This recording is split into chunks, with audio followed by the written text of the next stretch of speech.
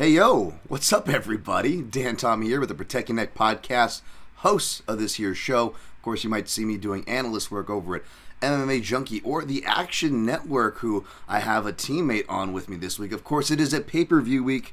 UFC 290, we're back. We took last week off. Don't fret. Hopefully, we're getting better quality. A lot have been busy. Keeping me busy, so I apologize in advance. I will save the excuses, and hopefully what I've been busy with will come through in this show. And I've got a great guest who has come through for me, man, many times. Just being a good dude, whether personally or through the community. He puts out his own content. He is my man, Liam, at Liam Picks Fights, I should say. Sorry. You can find his work over at Roto Grinders, of course, Action Networrk, and other places. This guy's like everywhere. Liam, what's up, man? Hey, what's going on, brother? I'm excited to talk fights. We got a good pay-per-view card.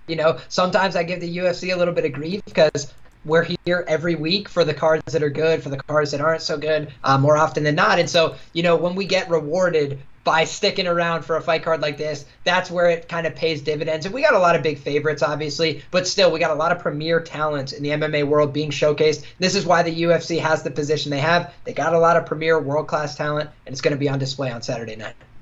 Absolutely, and not to, jump ahead too fast, but there are going to be a lot of wide lines, which is good that we have, kind of two talking heads here who both get in deep into the lines. We're not just talking about, money lines and face value. We like to dive deep into things, and a reason why I like Liam here, and I know I've talked about this before, both with him in the presence of being on podcasts and without on this here show. I've said these same kind words, so I'm keeping that same energy. But one of the reasons of many that I like Liam is because he actually does this stuff. He is a wrestler, a jiu-jitsu guy, and not just an MMA connoisseur, right? This guy's getting on the mats and kind of having that dynamic. And you got to find your edge, or your edges, hopefully, if that is, in play, or of your perspective for gambling, as they say.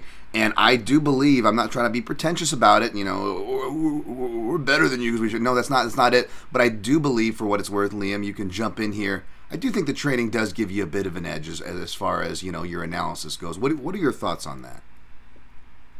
Well, I think it shows in the results, right? I track my results via betmma.tips, and one of the things that's been an asset for me is just looking back at my stats over time, because they're things that you wouldn't necessarily think of, but they show in your work when I have over 1,000 bet sample size, and so when you look back at some of the bets, I have an insane ROI on big underdogs and submission props. And the reason being, I don't think is an accident. It's because I spend a lot of time trying to go for submissions, and I've also always adapted my wrestling game to be submission-oriented because I'm a huge MMA fan. I've been watching MMA since as long as I've been wrestling. I asked my parents if I could fight. They said no, but I could go wrestle. That's something you could do at school. So for me, that was the inroads to, martial arts. And so my coach used to joke I have a better style for folk style and for freestyle than folk style, and for Greco than everything else. And Greco has been one of those things that translates often at the UFC level, especially early on.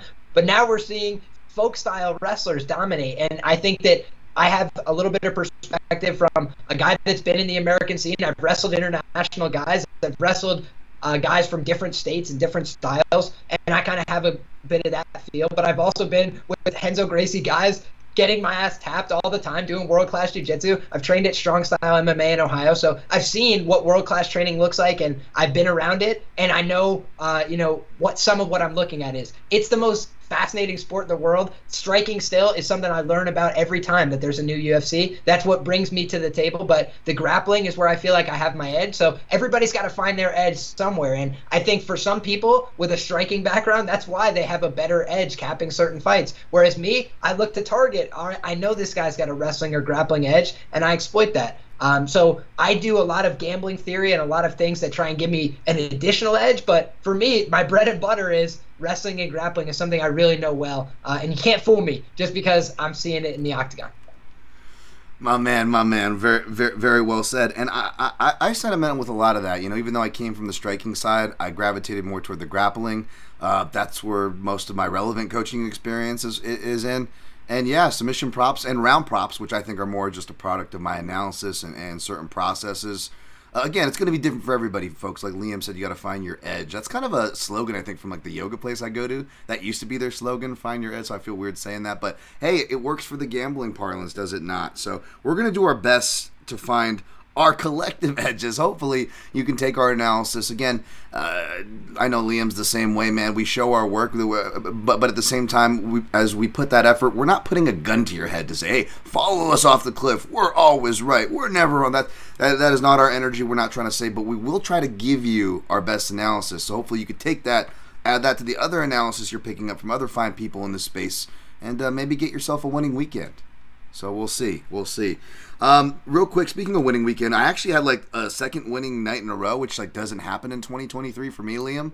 I'm pretty sure you're doing well every time I look over there. I know again we're not all winners. I'm not trying to false gas you like that, but trying to give you your due daps, as well as say that I've not been doing good, right? But we've been slowly turning the ship. I've had my head down, as they say. I've been getting to work over here, and it was a small win at UFC Jacksonville 2 weeks ago, where I left off with you guys. It was only like 1.28 units, and it could have been an 8 unit, like almost like a 1 grand swing if Emmett got the KO. Of course, that was not going to happen.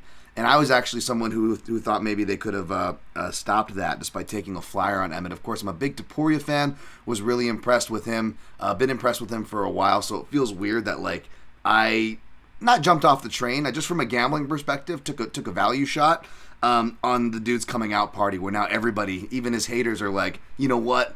This guy's good. I don't expect you to beat a dead horse on the 2-week card ago, Liam, but anything from that matchup or this card before I push on and get us up to date here?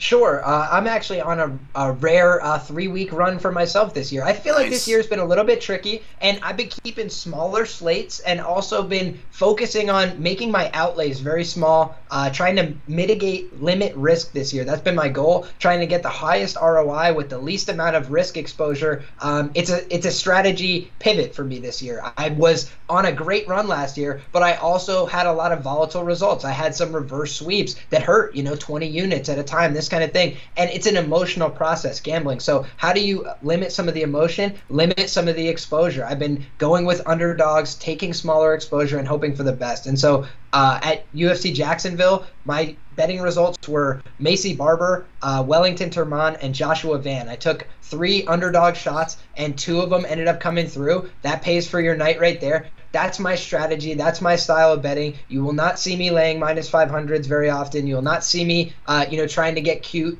oftentimes with parlays, because I know how hard it is to pick one fight. So for me, that's just my style of betting. I try and find a couple dogs that I think are mispriced, and sometimes you're going to look like a fool. And if you're not willing to do that, especially in the content creation space, it's going to be harder. But for me, I'm willing to look like a fool, take a big risk, and that's what I do each and every week and hope for the best. Absolutely, and I don't want to like overdo the it takes balls to make a pick, because at the same token, it is kind of silly what we do at the same time to take the piss out of it and not take it so serious. But you're right, as somebody who's picked against Amanda Nunes or John Jones this year, right? 2 fighters that you shouldn't, and I haven't, in my defense, made a habit of picking it. But again, sometimes you can come across that value shot. And even if I were to pick it, I'm not, the victory lap type, and people would still probably be hating at me, like saying, "Oh, you just did that on purpose." But it's easy, to your point, Liam, to just, pick John Jones and then be after the fact and be like, "Oh, this guy won," or yeah, of course you picked the GOAT and you waited till after the fact. To Liam's point, we're in content creation, so we're having to be public, account publicly, say it pre-flop before the fact, which there is a difference. And I love, Liam, what you said there, because you were doing good, but you also stopped to pick up the volatility. And that's something I always say is be a good winner. It's understandable to be a good loser. It's an emotional process. But I see so many people that I feel for the winners. I don't like to kick people where they're down. That's kind of the energy, it seems to be a lot of the times.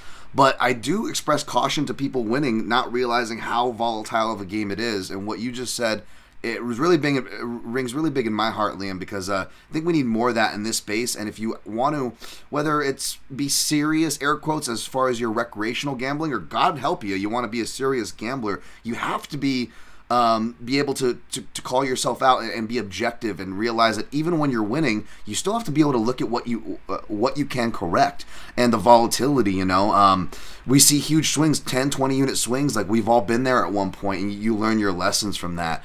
For example, the Barber hit that you had, that was something with me too. Whether I'm being tongue in cheek and saying, screw you to the haters complaining, or I'm being self-admitted as self-deprecating as I am and being like, I'm complaining. The fact is, I can either complain about being on the wrong end of bad beats and bad decisions, like the Torres and Dern, or the Barber and Maverick, right? Like notorious bad beats. And again, I have a running challenge. Just type in the bad beat to the chat, whether it's an injury or decision, and I guarantee I was on the wrong side of it. I can either play that violin or be like, you know what? Barber is actually making improvements, even though I'm not a fan of her style. She's burned me before. You have to forget about all that. It is about the matchup. You have to wipe the slate clean. You have to learn from your mistakes. And I did that. And again, I've been keeping my head down, not getting pats in the back for it. Don't need it. It's fine. Because, again, the results are being tracked, just like my guy Liam here. And that Barber hit really saved my butt, too. That was a huge hit for me. It was also my biggest bet of the night. So it's nice when you get the big ones to come across for you. But again, keep in mind, my biggest bet of the night was 0.75 units. So every time that I took the shot, it was small shots, but I got 1 unit of profit, 56% ROI. We'll take that. And by the way, I didn't mention, I lost on Dumas by sub on my quarter unit shot there. And he had every position you could possibly ask for to submit somebody, and he didn't quite get it. So these are the things where you talk about my style of betting. Sometimes I'm going to have 0-4 nights where the bets look okay and they don't come through for me. When you're betting plus 850s, like Yanni the Greek says, if you're not willing to rip up a certain number of those tickets, you're just not going to win, because eventually you will stop betting them. For me, I know going in, I'm not going to win all these. But when people are patting me on the back and say, oh, great job, then it's not going to feel crazy. Never let your highs get you too high. Never let your lows get you too low. You're not as good as your best bet, and you're not as bad as your worst bet. I won last week, right? I also bet Kevin Lee. Am I a genius or not? Yeah, I clearly, there's some parts where I'm taking a risk. It's going to either work out sometimes or it's not. But that's plus money for you. Absolutely. Well, before the two event win streak, I dare say, I hate even saying that, but hey, you got to take it where you can get it when you're as bad as me this year. Before that, the two fight losing streak before it was probably a longer, but just to put in perspective, the two events before that, Liam, I went 5-1 in main card picks, literally picking the method and rounds of like 4 out of 5 of the fights, and I still had a losing night. And people were like, oh, you're trying to make yourself feel like, no, I'm not trying to say that to make myself feel better. I'm pointing out that that's how volatile this game is. And to keep that same energy, my 2 winning nights, you know what my picks were? I think maybe I got 1 fight right on the entire main card on both those. But you know what? I had winning nights overall. That's what I mean. I'm not trying to be a hater and rain on someone's parade who's winning. I'm not trying to make an excuse for me losing. You can keep the same energy no matter the perspective if you realize how volatile this fucking game is. And to your point, I had Gabriel, and we're not trying to be the guy like, oh, I was on the right side. If not, we're definitely not saying that. But yeah, to your point, like I was on Santos by submission, and I lost that bet. He got knocked out, but I'm not mad at Santos, man. He had every position. He was going for it. He was going, he followed the analysis. It's like, that's all you can ask for. The results are beyond us in this game. 100%, man. And for me, I also think it's about giving yourself multiple outs. That's another thing I've learned, right? Think back to 3 weeks ago. The only bet I had on the card was Dan Argueta early in the night. Goes out there, does everything you could possibly ask of a fighter, gets every position, but you don't end up cashing the bet, and then all the week of research goes down the drain on one exposure. So for me, I also don't force a bet if it's not there, if I don't feel it, but it's about trying to find your opportunities and give yourself as many outs as you can with the spots that are there. So, it's going to be a game that goes up and down for you. Ride the waves. Absolutely. And just to speed up the recap, since I didn't watch it, I'll just say that Joshua Van, I didn't watch that fight, but he was on my prospects list, which continues to age very well, that I put out in the beginning of this year. By the way, folks, if you go look at that, fighters from all around the way, Chepe Mariscal, didn't play him, so I'm not trying to bump my chest, but I love seeing guys who kind of grinded out on the regional scene finally get their due. So that's all I want to say on that card before moving on. Next card, I didn't play anything on Strickland Abus, and it's probably a good thing because it feels like, and again, I'm not trying to say it to make people feel bad or make me feel better, but it feels like everybody collectively got washed on this. I made the only unofficial plays I made were the ones that I tweeted and teased, which was Blagoy round 3, 2 and 3. So it was 0.17 sprinkles, unofficially untracked, which I said beforehand. I didn't do the untracked winning, untracked losing. I said it all pre-flop.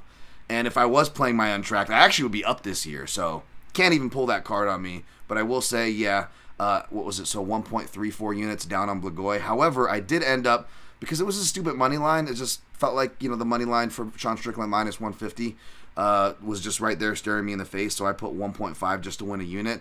So technically, I still ended up under, a third of a unit loss, 0.34 units minus untracked. But again, if we're doing the untracked thing, would have won. I didn't really watch too much of this, man. I would have gotten washed. I probably would have took a shot on Kevin Lee with you, Liam.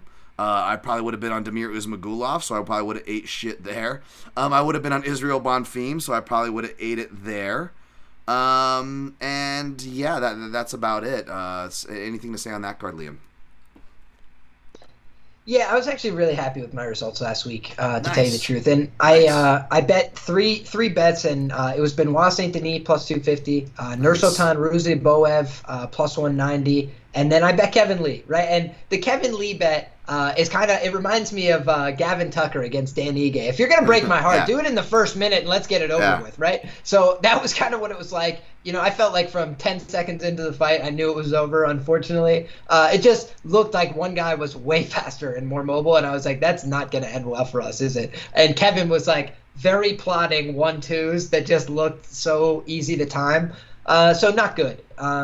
Not good, pal. That was my biggest bet. But the other thing was that was 0.75 units, right? I've kind of been capping myself at 1 unit on like a Felipe Lins plus 140 early in the week when I think it's going to close pick'em price. Like those are the kind of bets where I go bigger. But normally I'm playing bets late in the week. I try and wait for underdog prices to peak. And for a Nursultan Ruziboev, he opens a minus 110 or so, right? And then the public comes in heavy on Bruno Ferreira, who last time they were certain is plus 250 against RoboCop. So he gets to win over RoboCop. But I have seen that RoboCop fight play out before where RoboCop wins it, right? He goes Jun Young Park, him and Jun Young Park just bang, bang, bang. They're both going one for one. And then eventually one guy falls over, right? And the same thing happened to him against Bruno Ferreira. Bruno Ferreira was eating like 5 strikes a minute in that fight. So it was just 2 guys going hammer on hammer and one guy fell over.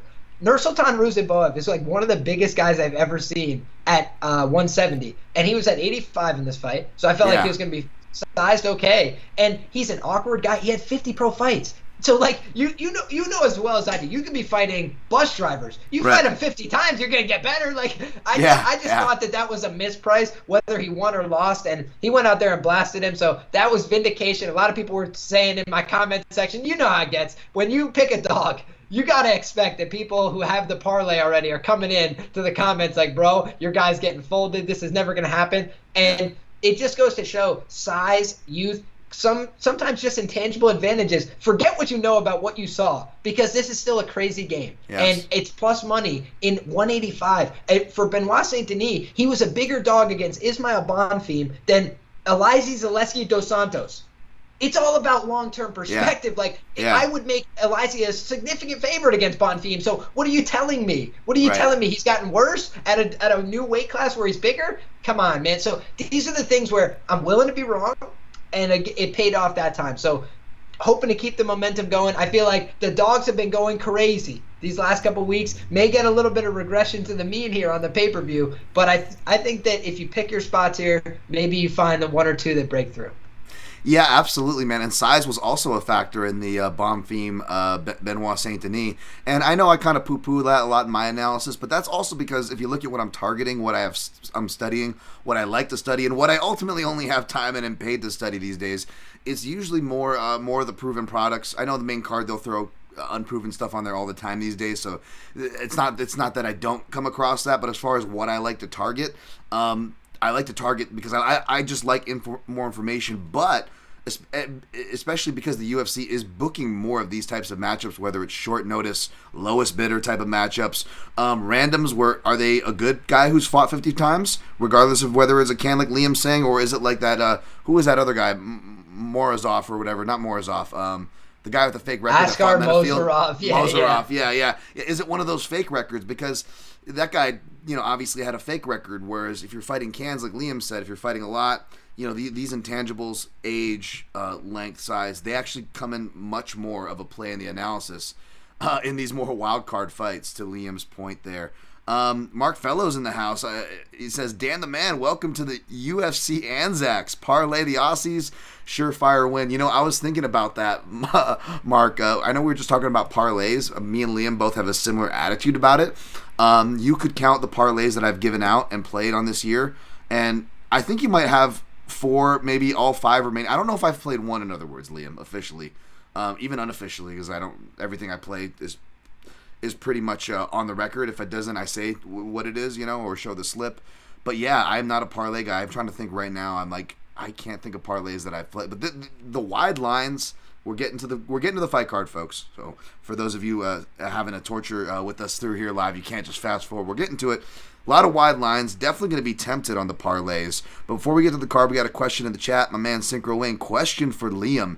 He says, do you consider the people who coaches fighters when making analysis, specifically BJJ coaches, example, Craig Jones training Volk and Josh Hinger training Wei Lee?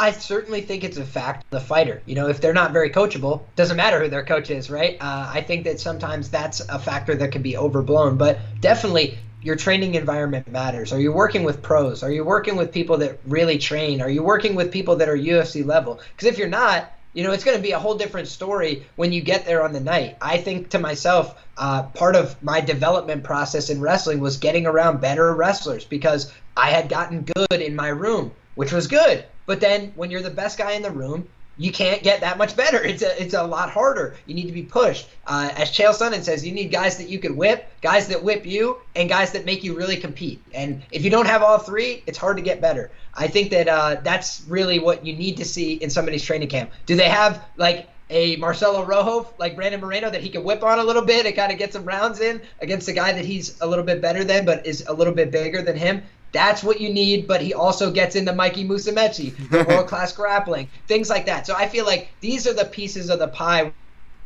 where you want to see multiple check boxes along the way, and that's what you want to see from an elite fighter. Absolutely. I think that was a great answer there. People giving you love in the chat, of course. Love seeing the positivity there. Marcus Mustard, congrats on that hit. And Kyle Smith, you're right. I do say drinking game here, probably with a lot of the things that I repeat. That one is a little bit with purpose because A, it annoys people, and then B, just not enough people do that. So I'm gonna pay tribute to my guy Usman there, who kind of re-energized that saying in the space. Love it, guys. All right, let's get to the party here. We're going to be breaking down UFC 290, roughly 23 minutes in. We're going to go from top to bottom as per usual. We're going to recap our picks and plays. As per usual, I will be, full disclosure, on the fights I was able to run through the full comb and the ones that I was not. Luckily, though, for you guys, got help here, got good help, got a good dude here to help carry the proverbial load. Phrasing. And we get to UFC 290 here off the top. Let's go. All right, of course, it is headlined by 2 title fights, the first of which being a unification fight, question mark, air quotes. It's a beautiful belt that Yair Rodriguez has, by the way, and that I think it's a fantastic belt, but he is the interim champion, challenging the reigning undisputed champion, Alexander Volkanovski, who opened at a 5-1 favorite. But despite me being high on Volkanovski, of course, for some time, waving the pound-for-pound flag, even I'm like, whoa, can we bring this line down to earth a bit?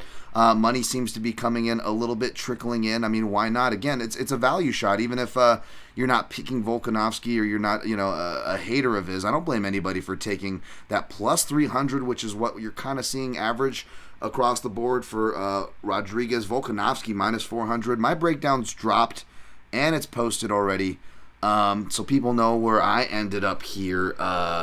Liam, what is the dynamic you're seeing here? I'm more curious to where you ended up. Man, this one's really hard for me because one of the things I always like to acknowledge is our own bias that we have as bettors, because we have prior experiences with these fighters, and that will color in some way how we look at them moving forward. That's why recency bias exists in betting markets, right? You just got burnt by somebody. They didn't perform how you thought they would. Now they suck. Now I can never bet them again, right? Things like this. But there's another bias that people don't talk about as much, which is Yair Rodriguez made me a lot of money when he fought, what's his name? Brian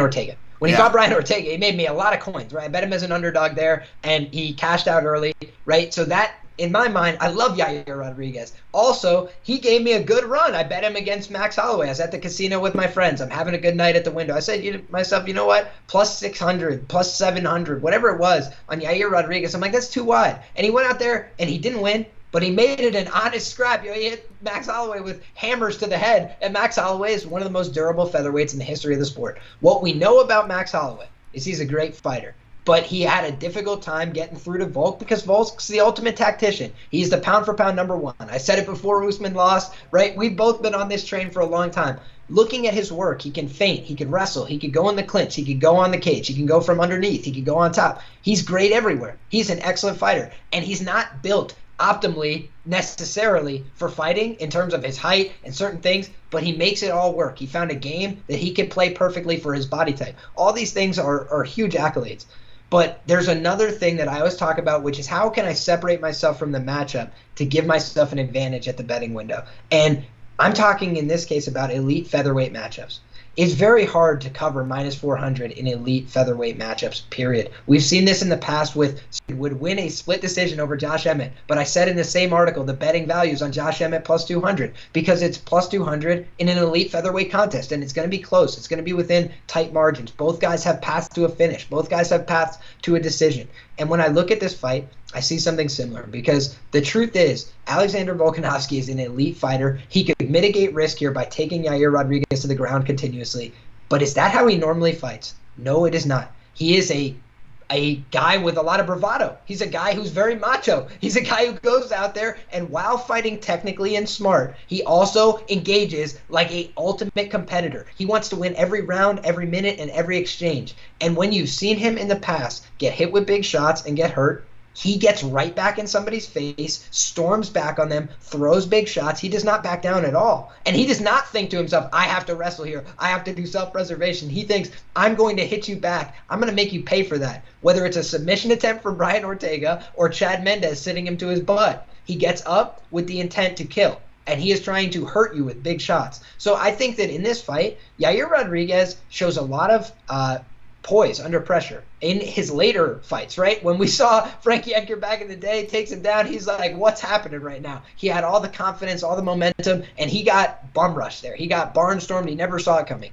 In this fight, he knows exactly what he's dealing with. He's a mature guy. He's been around the sport for a long time. He's dealt with a lot of the best fighters, and I don't think that it's comfortable laying minus 400 or minus 500 at open with any fighter against Yair Rodriguez, period, point blank. He's too dynamic. He's too unpredictable. He's too difficult to pretend, like there's a clear, easy way to get through this guy. He can throw knees, kicks, elbows. He is dangerous till the very end of the fight. We saw that against the Korean Zombie where he was getting beat up early in that fight, and he stayed in the fight. I feel like he does not get any credit for the fact that he was coming back on the scorecards there and then lands maybe the greatest knockout in UFC history with that dipping elbow. He's landed other insane knockouts like the jumping head kick of Andre Fili back in the day. He was, frankly, one or two strikes away from finishing Josh Emmett in his last fight. So, again, which, by the way, Ilia Topuria, everybody wants to celebrate him. I do too. What happened when he was out there with him? He goes to full 5 rounds. He beats him up for a really long time, never lands one shot that puts him away. Yair Rodriguez had this guy seeing God several times. When he hit him with that liver kick, Josh Emmett is literally having a conversation with the Lord himself. Like, it was in his eyes like, I need to wrestle right now or I will be dead. So he is just reaching out, grabbing, and he made Josh Emmett look like a horrific grappler. Ilia Topuria, I feel like could have had more success if he took it there, but he opted to stand on the feet and have a little bit of bravado. He reminds me of Volkanovski, competitive in every phase, wants to get in there, can go in every phase, but he ultimately will go man for man, standing up on the feet more often than not, and he will also be willing to engage in dangerous positions for himself because he's confident in his ability to get out. But he is now 34, going on 35 years of age. He is cutting back to 45 after going at 55, where your body doesn't want to balloon in weight all the time, right? So I think that's one of my concerns here. I think he has huge motivation here, which is I want my champions that I'm fading to not have motivation. He has motivation. He wants to go back up and get the shot at 155. He wants to come back and prove he's still the best guy at 145, get the belt off this other guy who's walking around with one. Of course, all those motivation spots will be there. But he is a guy who's looking at 55. He does feel like a guy who will leave this weight class, win, lose, or draw after this fight. So those are the kind of things that make me think, a guy who used to be 200 plus pounds, who now gets the chance to move back up to 155, and he's got to fight the most dangerous, dynamic guy I feel like in the weight class, period. So I don't think that Yair Rodriguez should be favored here. I don't think it should be a close line, but I also think the idea of laying a minus 400 against a guy like Yair is never going to get me up out of bed, period. So it's Yair or pass for me, and haven't played the fight. But especially when I saw plus 350, I debated driving to New Jersey to play it. The line moved before I could do so. So now it's around a plus 310, plus 300. I'm curious. I'm going to wait and see. Look at how many big favorites are on this card, right? I think there's going to be a lot of parlay volume that comes in. So we could get better numbers on Yair Rodriguez, but I think that there will be sharp play on Yair. Frankly, I think that there will be some people that come in with big money and hit that plus number because they're going to look and see a guy with this kind of dynamic offense, big punching power on the feet, as well as the ability to put you out with knees, kicks, elbows, and everything else, who's shown that when he's losing a fight, he could still knock you out. That's a really tough guy to beat, so I think Volkanovski, if there's anybody that's going to do it right now at 145, you'd call on a Volkanovski. You'd call on an Ilia Topuria. Somebody that could take him down, mix it up in different phases, have a lot of confidence, have a lot of bravado, have a lot of toughness. That's what you're going to need to beat Yair. But you're going to have to really give it to him. And he's not a guy who quits on himself. Even the Frankie Edgar, that was like a mercy stoppage because he was overwhelmed. But I don't think that he wanted out there. I think he wants in every fight. I think he wants to get one back on you. He's a guy who's a very emotional fighter. And I think that could serve to his benefit here. It's going to be a big event. It's going to be a lot of people yelling, screaming, cheering. And I think they're going to be screaming for Yair Rodriguez. So it's going to be a fun fight, man. Yeah, it already seems very pro-Mexico from the Pantoja Moreno, which we'll get to in a second. But, a lot of good notes there and stuff. I agree with the Josh Emmett fight. That was another one where, again, I've been a guy who fades Yair Rodriguez, who, is like, this guy's only striking from one side, which when he was at a certain point, he's corrected that, and I've given him his due daps.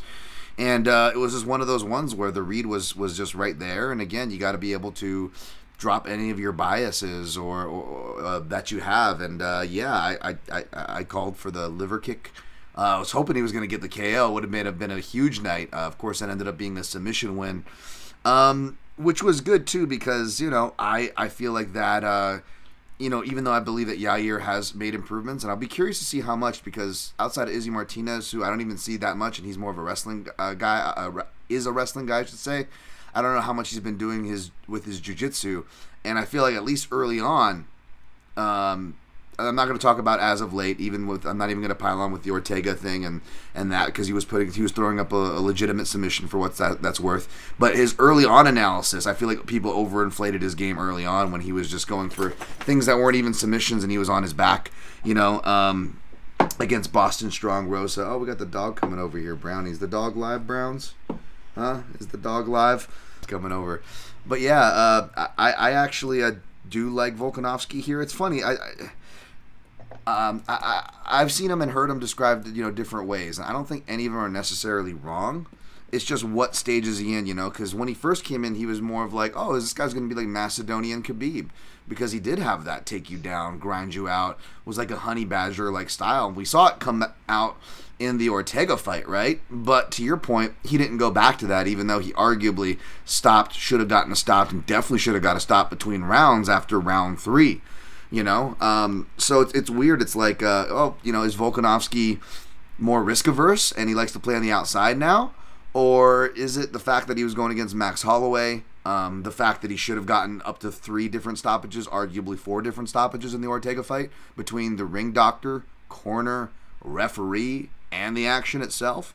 It makes it tricky as far as, how that goes. And then, again, Yair Rodriguez is not a guy who's going to be easily, say what you will about his jiu-jitsu. I don't think he's a guy who's easily submitted. He's so athletic. He's such a, an athletic scrambler as well. The TKO, it was more of the eye and doctor stoppage. I don't disagree with, by the way. But to your point, Liam, yeah, like he didn't go out. He probably didn't want to stop. He's one of those guys like that. So it's all lined up there. But I do think we are going to see the UFC 211 recreation. I do think that even if Volkanovski isn't his plan A as much as it should be, I think he'll be forced there. Because just the range itself, part of the reason, even though Volkanovski's not as much of a wrestle boxer, he doesn't have the heavy dip to the power side like Emmett has, he's still susceptible to the southpaw body kicks and head kicks. My guy Ghost Phantom, who I'll share his comment earlier, pointed that out on Twitter as well as in the chat. What's up, Ghost? One of the admins there, my guy Jimmy Kudo. But he says, southpaw left body kicks. I love Volkanovski, but he had trouble with that in the Islam fight. Correct. He had a good team, so who knows? Yeah, he brought in Carl Van Roon, who came on my radar from helping Israel Adesanya, traditional martial arts guy, specifically Taekwondo, which is the same art that Yair comes from. So these are all good things. I hope it's just Volk trash talk where he's throwing the spinning kick and talking about Taekwondo Volk. I'm hoping it's just he brought those guys in just so he has those looks, right?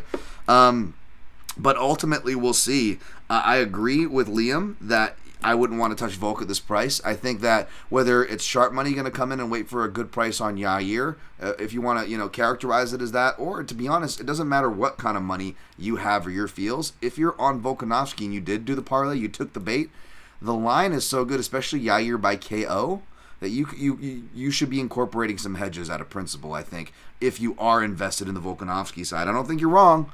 I think he's the rightful favorite. I'm picking him by actually a third to fourth round stoppage.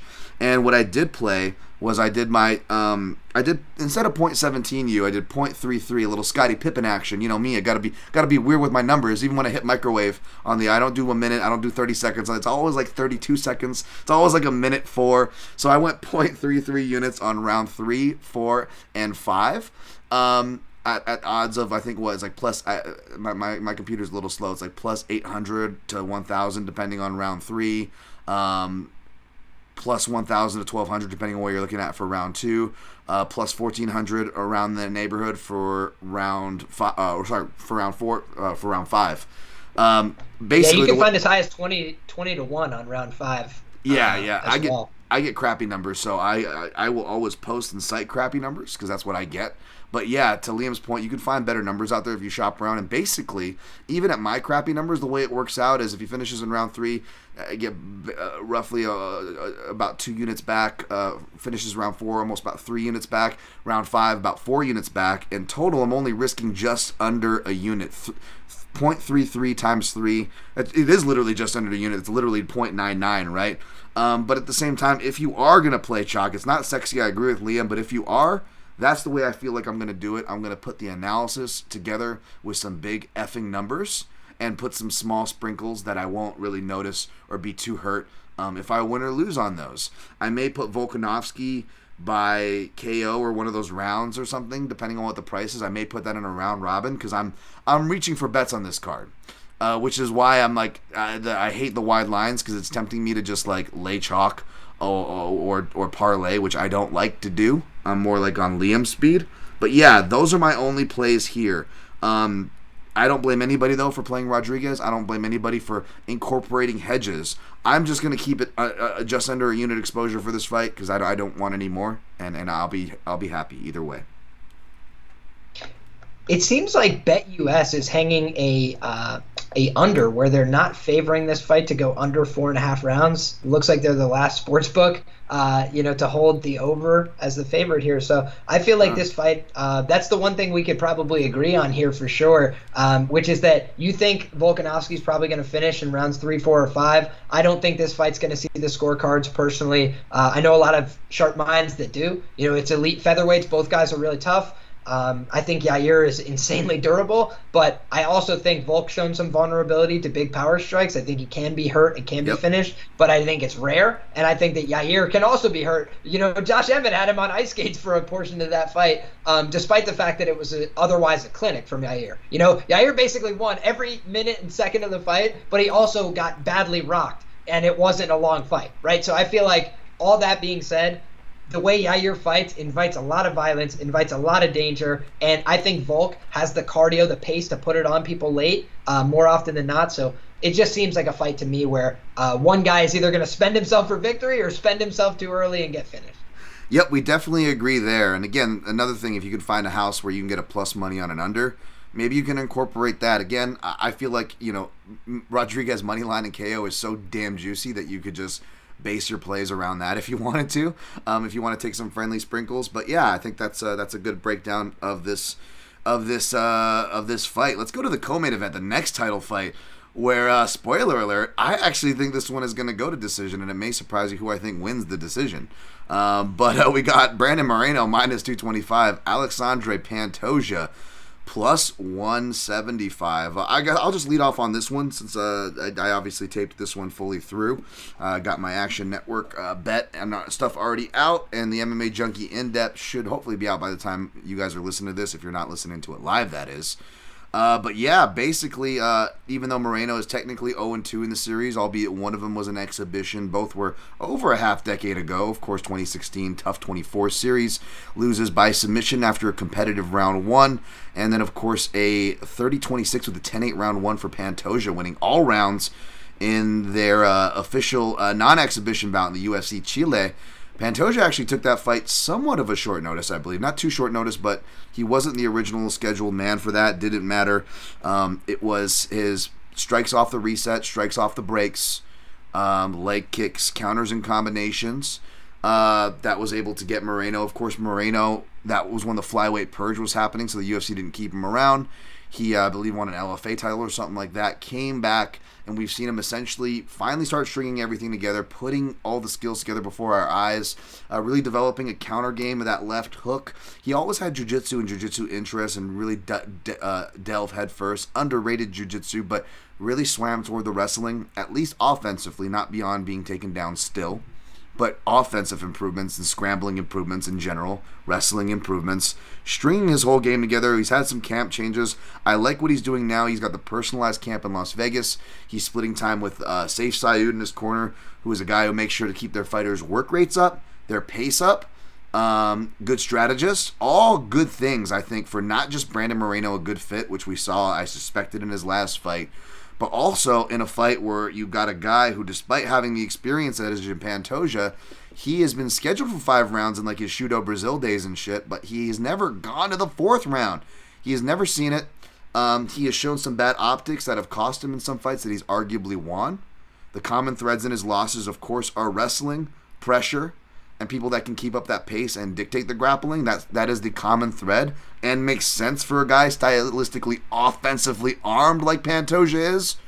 So the question for me, Liam, is, and maybe I'm wrong here because I suspect we're going to see them do more of the Davison-Figueiredo round 3 game plan that we saw Coach Safe implement in the Figueiredo 4 fight, where they're fighting a little more safer, trying to find that balance between still staying active with the lead hand but not exposing his leg. You even see that in a lot of the training videos leading up. They're obviously aware of, he's good with the lead hand, but what's the exchange? Lead hand means lead leg weight, which means if you're facing a good leg kicker, well, there's your striking dynamic, at least one of the major ones you need to watch out for, and I think we do need to watch out for in this fight. Of course, Pantoja, good leg kicks, only has gotten better. We talk a lot about Moreno's improvement. Pantoja, on the other hand, he didn't start working his wrestling until late in his career, post-Tough with Henry Cejudo over at Fight Ready. Trains, fights Brandon Moreno. After that fight, has spent the last 5 years at American Top Team, where of course his leg kicks, calf kicks have only gotten better. His striking technique is still really janky, but he counters in combination well, and does well in extended exchanges, which is, again, you look at my breakdowns from Moreno-Figueiredo, it's Moreno is usually the one that is, his strength is traditionally in extended exchanges. So does he go into that fire and risk, coming out on the wrong end of some scrambling transitions, risk getting countered with some big right hands even though he's durable, right? Does he take too much damage, or does he fight smarter, stay on the outside, that kind of draw, counter. When the guy comes in too hot, he's got his opportunistic takedowns, working with some real talented jiu-jitsu pros out here in Vegas, a black belt in his own right, can stay out of the submissions. In theory, that's a smart game plan, but again, say what you will. I'm going to pass it back to you, Liam. I'm long-winded here, but say what you will about Pantoja and his optics and the way he looks like he gasses. It's really only in the second round. In fact, in win or lose, he actually finishes third frames fairly strong. He's kind of like a more aggressive Jose Aldo in the sense that he's an athlete who, it's not that he gasses because he's out of shape or he's a bad athlete or he's in bad condition. He just needs his pockets to recoup and recover, and I think he's gotten better about that. He's actually talked about it in interviews without being prompted, which tells me what I'm seeing is not crazy. And basically, I don't know, Liam. I'm picking Pantoja here. I'm kicking for coverage. I'm taking the money line.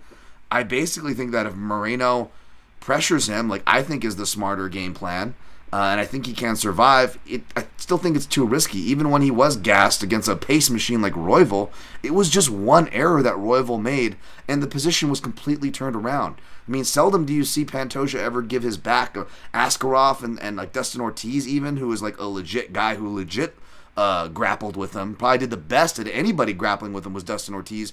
Even in that fight, you look at the most dominant positions that Dustin Ortiz gets in a victory, and those things they don't last long because Pantoja, he scrambles from negative positions, not only gets out of them, but literally completely turns it around and gets to your back and or finishes the fight as we've seen in the Royval thing.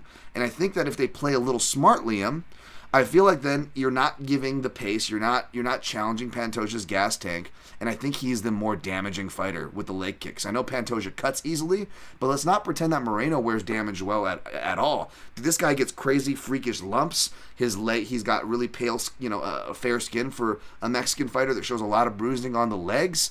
If you look at his ear, because he's been doing a lot of grappling, I'm guessing, for this camp, which is what we're leading on to, it's like malformed. It's like the worst cauliflower ear. Like something's disgusting. It's going to blow up in the fight. Like this guy, I know Pantoja's the older fighter, but again, mileage here. I promise I'm throwing it to you, Liam, here. But mileage, I mean, the guy has 3 times the amount of fight camps since the summer of 2021, Moreno, over him. And he's fought literally 10 times the amount of rounds since the summer of 2021, not including Moreno's insane schedule from 2019 to through 2020, or any of the personal stuff and all the adversities and camp changes he's had to go through. Whereas Pantoja, he's not been very active, which is usually a problem unless you're a veteran fighter waiting for your shot, and that is exactly what he is. I know I went long-winded here. I hope I left you some meat on the bone, Liam. Am I crazy, Liam? Am I crazy?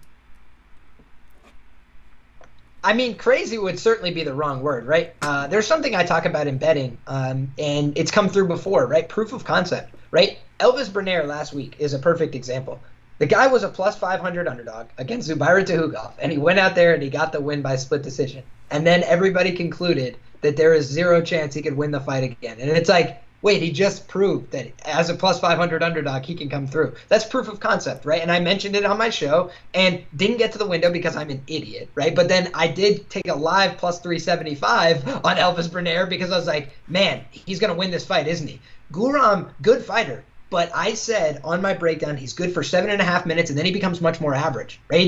It's not like he becomes bad. He doesn't become terrible. He just becomes an average guy, and an average guy can get knocked out, and he can fight within a lesser margin than you expect from a minus 600 favorite. So these are the kind of things that I look for in terms of habits and patterns. One thing that stood out to me and gave me goosebumps on my arm, because I originally thought to myself, I was like, I almost feel like my hand is forced here to bet Pantoja because he's a plus money underdog and he's beaten the guy twice, right? But then when I started to think about the fight, the one concern I said was, all right, the bookmaker, they don't, they're not aware of that fact, right? They know that he's been beaten before, but they also look at the fact that, Pantoja maybe doesn't have the same public praise, right? He's not as noteworthy a fighter. People don't know him, right? He's got 50,000 Instagram followers. There's people with cooking shows and stuff with more, influence in the fight community, right? In terms of just public perception, Brandon Moreno, 2.1 million on Latin American commentary, all sorts. Like he just does more things. He's around more. He's more visible. He's more public. So that's one of the reasons that this could be a line that doesn't make sense, right? So you have to think about why is the line the way it is. And this is one that I'm struggling with because the other thing I think about is, where are they at this point in their career? And Pantoja is an excellent fighter. He's 33 years of age. He shouldn't be too old to fight, but he is in a division where it does trend a little bit younger. So that's one thing I'm looking at. Moreno is still the younger guy here. And so if you look at rematches historically where the younger guy has won 2 fights, all that you're talking about when you're booking the third fight is how quickly the finish is going to materialize, right? Because it's just, this guy is younger, he's still improving, he already won the first two, but that's not the case here. We do have an older fighter with the first two wins in the series, and so they're giving Moreno another chance to run it back. Think about the Figueiredo series, right? Where he gets the draw, and then he gets the win, and then the loss, and like, they just kept running it back. They like the idea of this guy being in fun fights, being contentious, bringing in a lot of eyeballs, and he's done a good enough job at what he's doing. To your point, I think that him putting together his own camp is part of the reason why he's favored here. When you look at the Krause situation, right, which nobody ever talks about anymore, but it's like, these are the kind of things that put me off a fighter when I'm just like, all right, there's turmoil in his life. He's outside of the cage, having to relocate his life, having to find a new gym, having to do all this stuff. I said before the Romanov and Volkov fight, I can't back Romanov. He doesn't have a camp. He said it in interviews. He's like, I'm just going around Moldova, like lifting weights and like, training with a couple buddies or whatever. Yeah, that's not going to win you UFC fights. This fight camp, he was in Maryland in the United States getting looks with black belts and real people. So that, it's not to say that was a lock that he was going to beat Imavov. I didn't bet it either. But I just said to myself, he's giving himself a chance. If you don't have a camp, you don't have a chance, right? And so for me, Moreno doing the thing where he's bouncing around and I don't really know where he's training and he's not really solidified, that was a little concerning to me in his last fight against Kai Kara-France. I think that showed, right? You've talked about before on your show, I always say you're my favorite analyst. This is one of the reasons why. You talk about maybe a guy goes to a new camp and it's a great camp change for him. But then it takes a camp or two or three before he really gets into the system of this new gym, before he's integrated with these new relationships. And so you can't always judge somebody for, hey, he goes out there, he's in a new camp, and he doesn't look like himself, so he sucks, and he's never going to be good again. I feel like Kai Kara-France went out there with a good enough game plan, tried to bring the heat to him, tried to land big shots, tried to separate him from consciousness. I mean, Moreno's a really tough guy. He did some damage. He tried to take him out of the fight with damage, too. That's a good way to get to somebody who's really tough. If the doctor stops it, doesn't matter how damn tough you are. Please, no, doctor stops it, doesn't matter how tough I am, right? So that's one thing that we've seen throughout the history of fighting is people can't just take free damage. I feel like for Moreno in this fight, he's going to have to be defensively sound. We discussed Pantoja went out there and had grappling success in the first fight that they had on Tough, but he had striking success in the second fight that they had. It wasn't really a wrestling-based performance. His grappling, his scrambling is a piece of the puzzle, but also his ability to strike on the feet. I do think Moreno is starting to close that gap a little bit on the feet. And what was interesting to me is he brought in Mikey Musumeci for this camp. Several pictures posted with him getting a bunch of rounds in. So it's not just the typical MMA guys. He's bringing in elite finishers, black belt world champions on the ground to try and get the best looks that he can. And one thing I've always noted about Moreno, and by the way, Moreno, I've never won a bet on this guy. So I'll own. We talk about owning the wins, own the losses, right? Yeah, I never won a bet on this guy. I was bullish on him the time he lost to Figueiredo, right? Like, I've just not been able to get this guy right in terms of timing. But I think he's a good fighter. I think his pace is very, very high. And the one thing that worries me is I have felt like I've seen Pantoja slowing down. I have won bets on Pantoja, right? So I bet him against Brandon Royval, and I cashed that ticket, minus 155. Nice spot there, won a unit. But I did have some worries in that fight because I said to myself, wow, it looked like if he didn't get that, and I've been there, by the way. Sometimes you got to sell out, and it's time to go. Like, right now, I need to finish this and be done. And that's nothing wrong with that if you get the win. But I think to myself, against a guy like Brandon Moreno, there is zero quit in him. He's a very tough guy. Even when Pantoja submitted him, he killed him, right? Like, he actually killed him first and then submitted him, right? He was already, like ready to go because he was hurt so bad. He was getting beat up. He was getting punished. He was getting tired, and he was getting mauled. So, terrible situation for him. I feel like he's gotten so much better defensively that it's going to be difficult for Pantoja to beat him over 5. That is one thing I do think will be tough because I think Moreno will pace him if it gets to 3, 4, and 5 a little bit down the stretch. However, it's about how much damage he sustains early because you can't really keep up a great pace if you take too much damage in the early going. Think Jimmy Crute, Alonzo-Menifield, where he had no energy to finish him because he was already beat up really badly. So I just think Moreno in this fight, he has a good team around him. He seems like he's put the right pieces in place, and he's a lot more mature. And I feel like he's going to come out, show some composure, and show some, willingness to evade early, right? If you get into the fire with Pantoja in the early going here, you're giving him his best chance to win. I do think Pantoja, by sub in round 1 and 2, is still very live. I think he could do it by clubbing him, right? Mm-hmm. You talked about the striking. the way you get Brandon Moreno is not when he's clear-headed, right? You got to get him panicked, overwhelmed. You got to hurt him, in my opinion. We've seen Figueiredo get through with big shots that hurt him, that had him wide-eyed, that made him second-guess. Kai Kara-France landed big shots.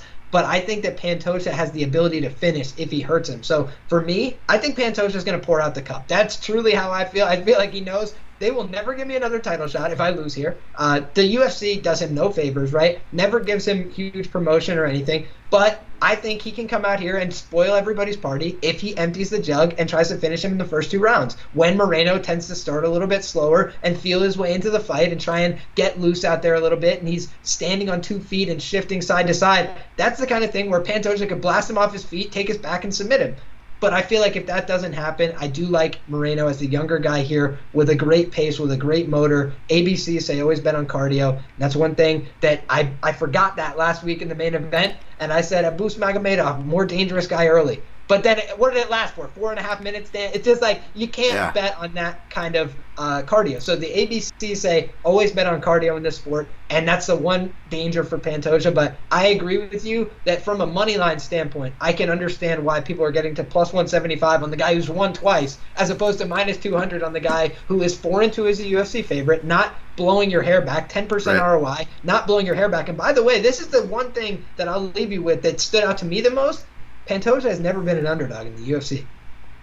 Yeah. This isn't... and here he is today. It's like he's plus 175 against a guy he's beat twice. That, to me, is also like, is it just that nobody knows this guy? Is that really what's happening? Like, well, you know what, and you know what it reminds me of, and this isn't the same excuse because everybody knows who Robbie Lawler is, but Robbie Lawler and Rory McDonald, I was like, wait a minute, you're giving me plus money for the guy, because they were already anointed, and Roy didn't even have the title, but they were treating him like he was they were saying finally Canada's going to have another champ. The next GSP prophecy is going to be, you guys remember this, right? This is pre-UFC 289, and I was like, are you kidding? Did you guys not watch the first fight? Like, Robbie Lawler is he's amid this resurgence. That first fight wasn't long ago. This one actually was the Moreno-Pantoja one, so maybe not the best thing there, but it just reminds me of one of those situations where it's like, but Robbie, again, he is the older fighter, right? And to your point, Liam, the statistics are on your side, both on younger divisions, title fights, or rematches. There is a significant edge on all 3 of those checkboxes that are in play here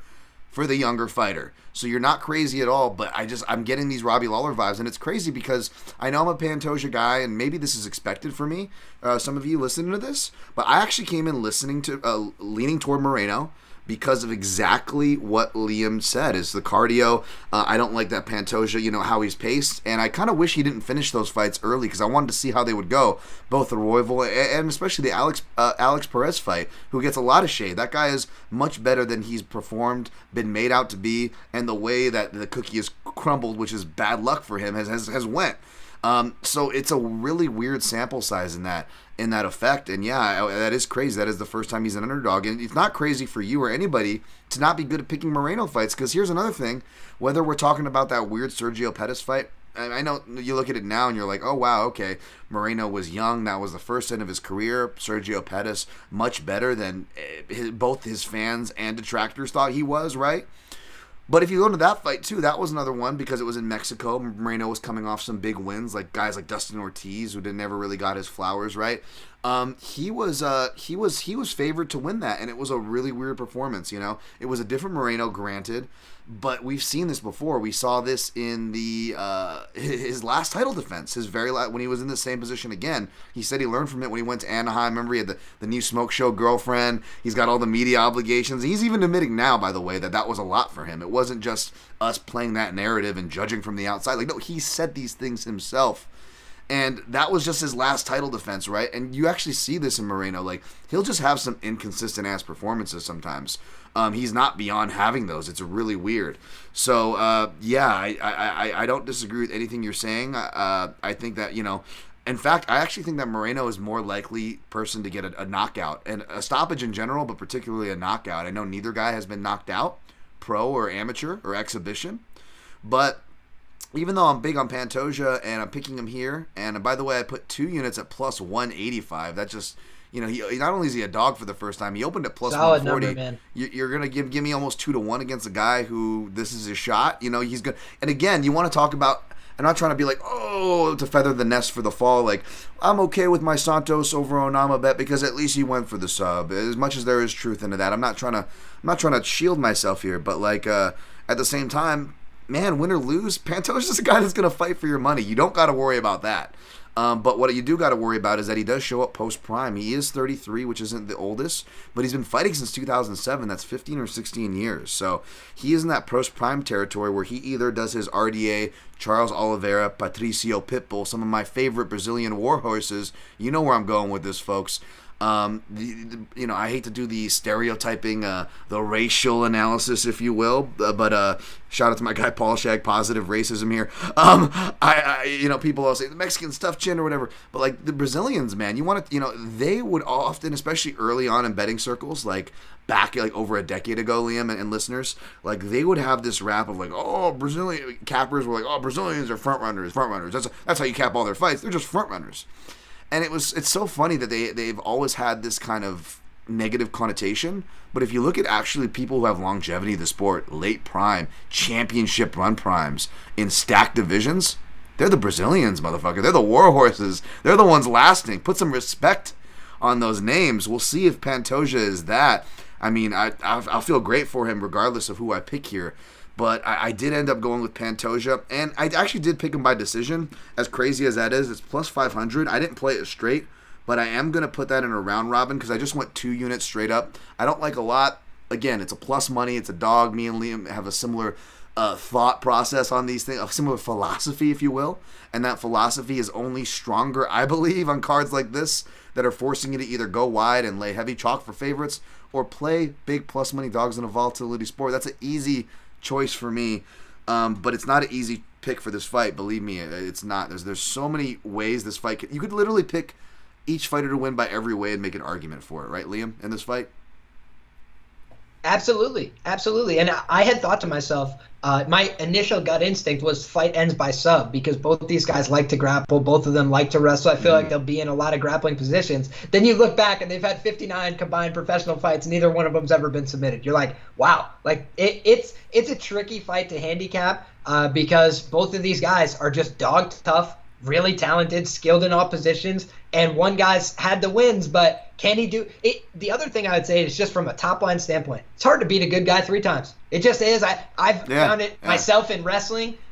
There's only been, I think, 2 people that ever beat me twice in a wrestling match. Like, just certain things like that stick with you after years of competing. And it's really hard to beat good people that get a beat on how you perform, especially. Because that's the other thing is, you don't think he's been looking at Pantoja this whole time? Like, you bastard. Like, I'm still salty. And I bet Brandon Moreno was the one that asked for this fight. Whether that goes his way or not, we'll see. But I'm sure that he wants this one back, like a lot of guys before him. When you have that sour loss, that taste in your mouth, you want to get that out.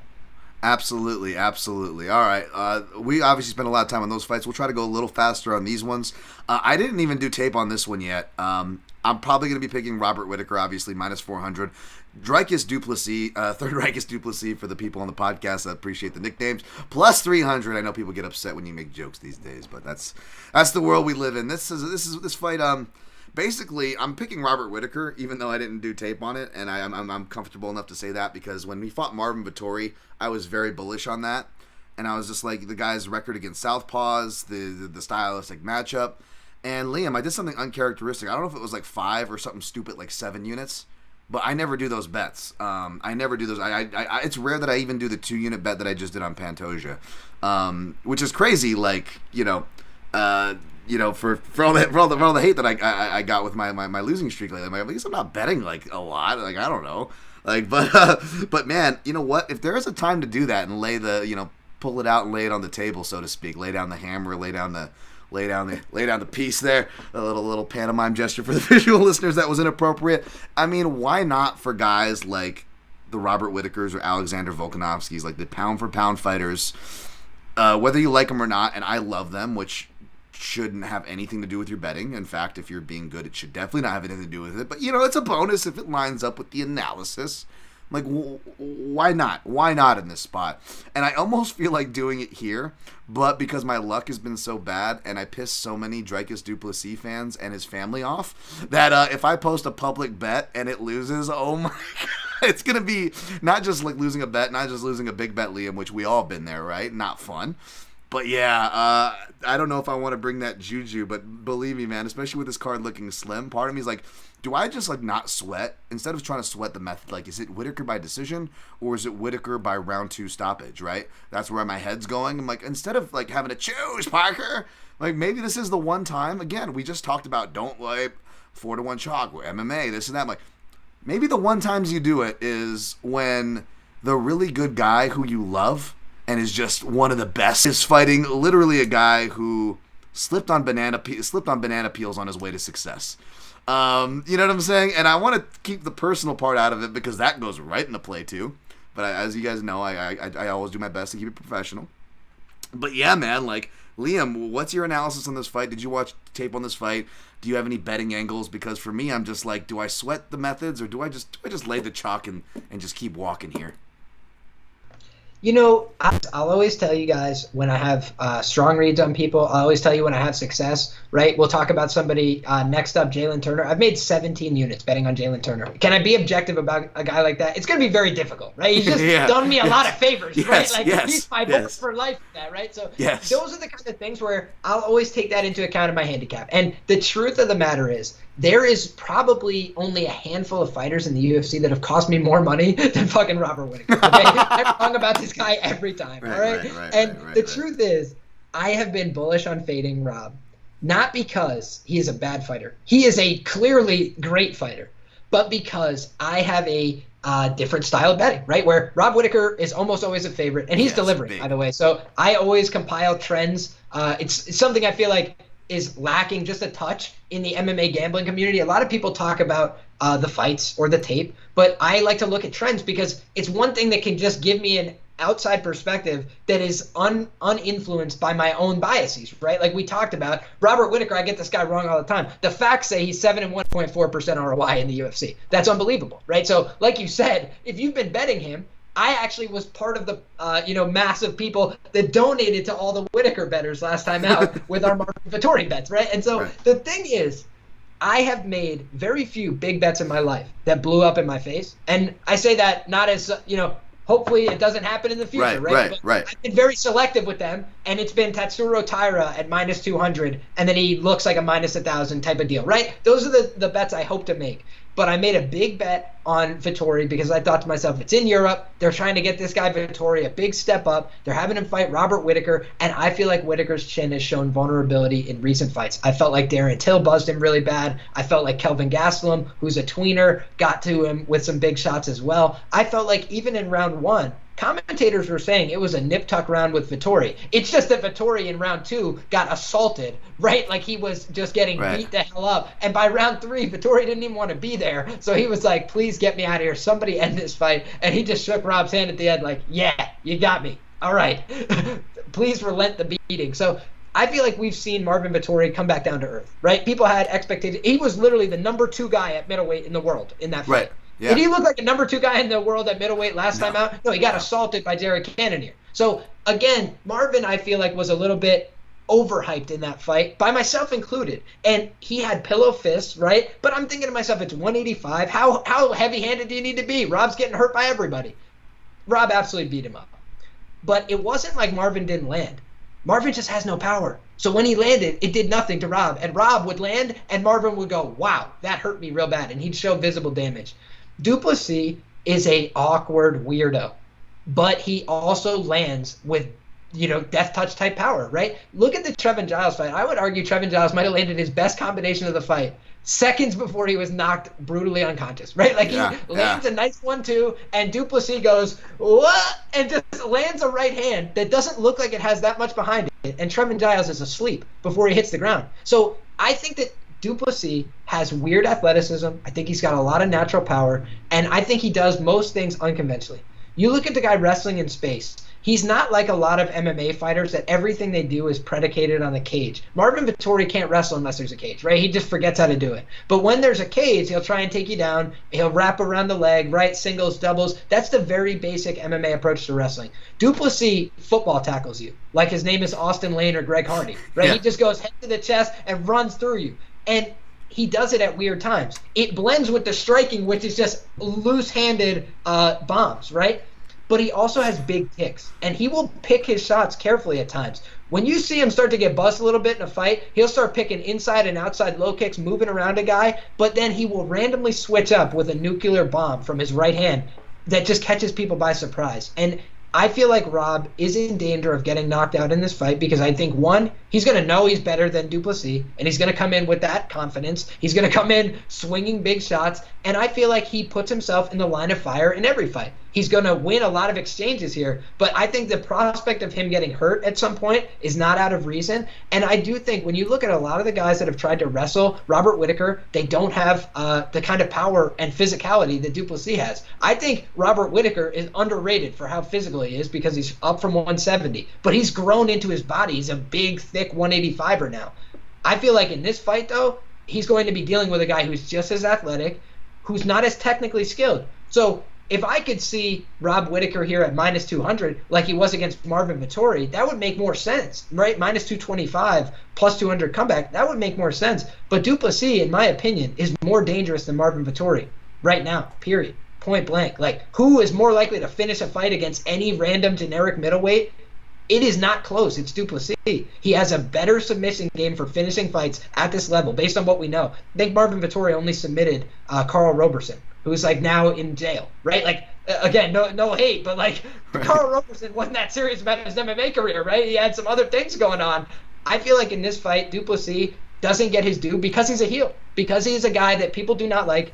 And so I just think when you have middleweight, it's a little more volatile than these odds would suggest. But I do think the more talented fighter, the guy who's deserving of a favorite status, is Whittaker.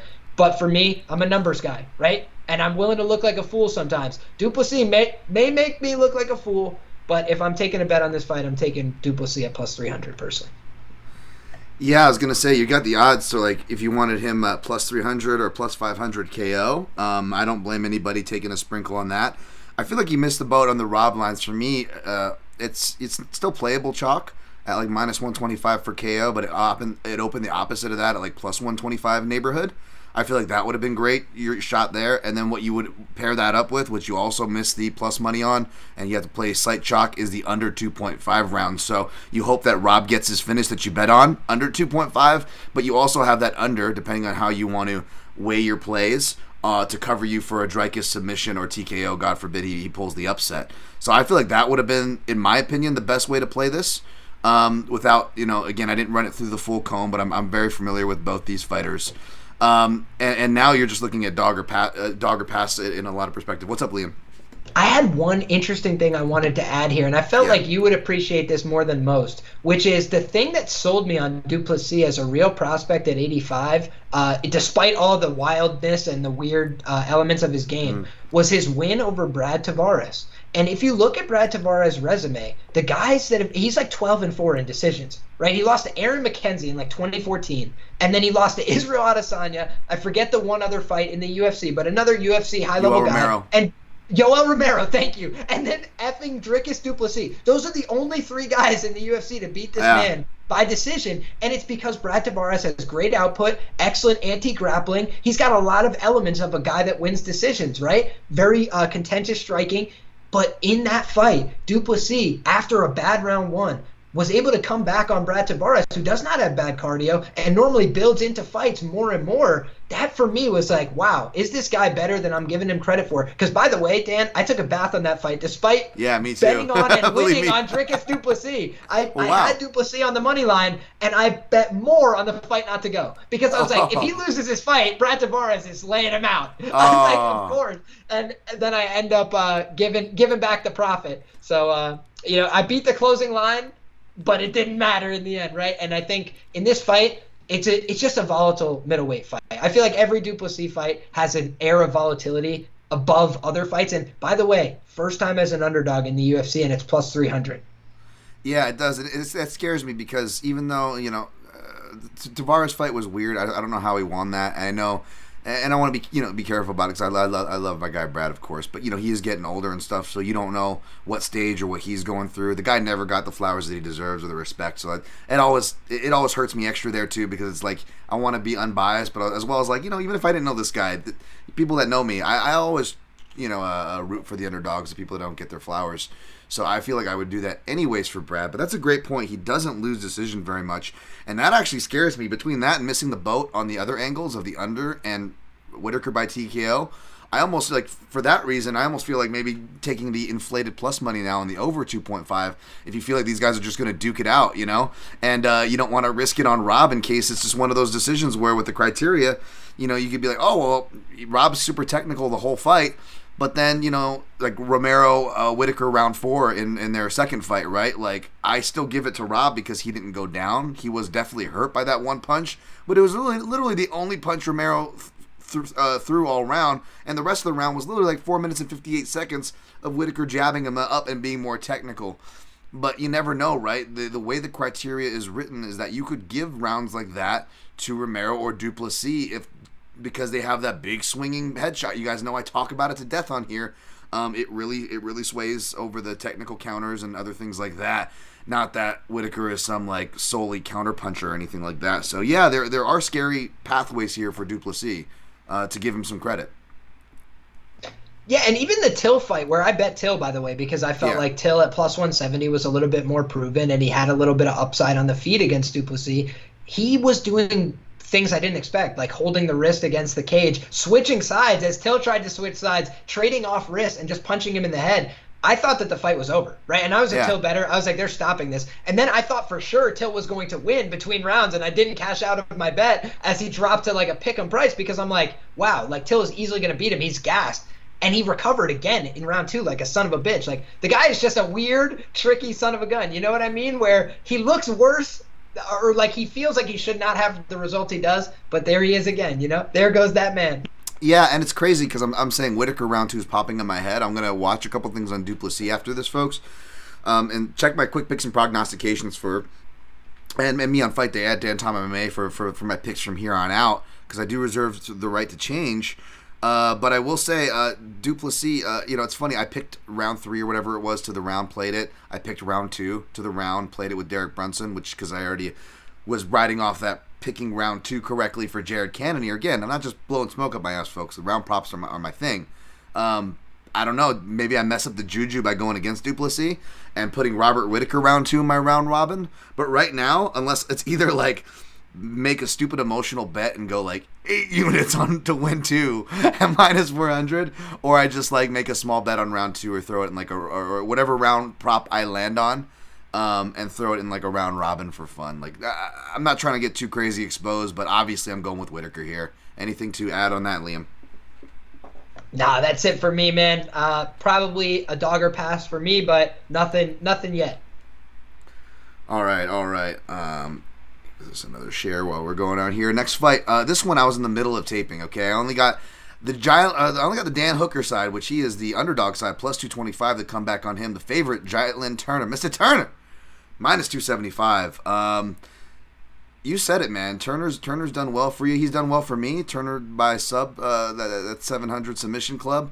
I came up short on him last time, but again, I'm not trying to be the bitter better. We were on the right side or whatever, or trash the judges, or just because I was on. But no, it was a classic one where I put a gun in my head. I feel like I could have been on the other side, and I would have been saying the same thing. I got lucky. I don't deserve to win that Gamrot decision, but it's spilled milk at this point. He did lose it. Liam, you don't have to weigh in on all that, but as far as this fight goes, I know Turner's your guy. You got to try not to be biased, but where did you end up on this one? So my analysis here is that I think Jalen Turner is going to win this fight.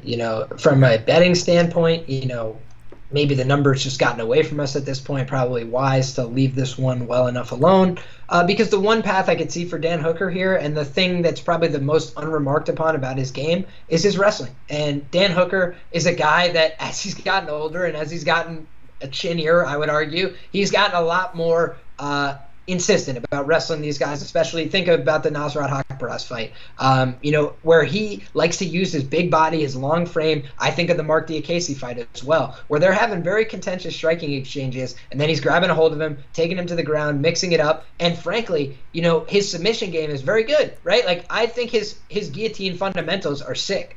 the way he finished Mark Diakiese was very instructive for Rafael Alves, right? Like falling to the side. Mark Diakiese had no chance to recover there. You want to go flat to your back. He didn't give him a chance to. He had both lanes blocked off. So it was just a perfect guillotine. They call him the hangman for a reason, right?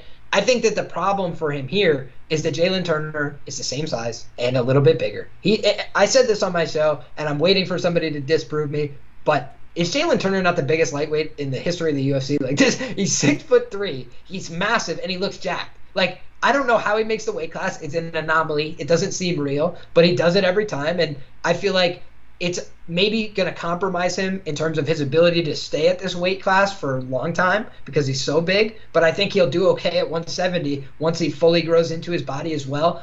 He's still a young man, and he's been putting together great skills. He's been in an individualized training environment for a long time at the Ruka gym. He's been going around the world getting good looks as well. Everybody's got positive things to say about him as far as I can tell from training, from personal interaction. So seems like a very coachable individual who's putting in all the right work, who took a lot of tough fights early, by the way. Knocked out UFC welterweight Gabe Green in the first round, which gave me the hint that Brian Battle was going to do the same thing. So these are the kind of things where going back into the well, I know that my danger factors here are Turner getting hurt, getting finished, or getting taken down too much.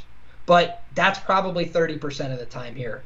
So I feel like he is a 70% or so favorite. I do think he's the more dangerous guy at range right now. I feel like he connects with more of his strikes. I feel like he throws more and forces guys into exchanges they don't want to be in. You think about fights like Brad Riddell and these other guys that are very good, very dangerous strikers, but it's the first exchange where they get hurt. Right? Like, it's literally like he touches people and they start to make bad decisions right away because they're like, I don't know where to go with this guy. And Matt Frevola, the New York boys will teach you how to wrestle once again. We've said this. Right. But when you're talking about guys that don't come from that kind of wrestling background, I feel like they're going to have a really hard time against Jalen Turner in his current iteration.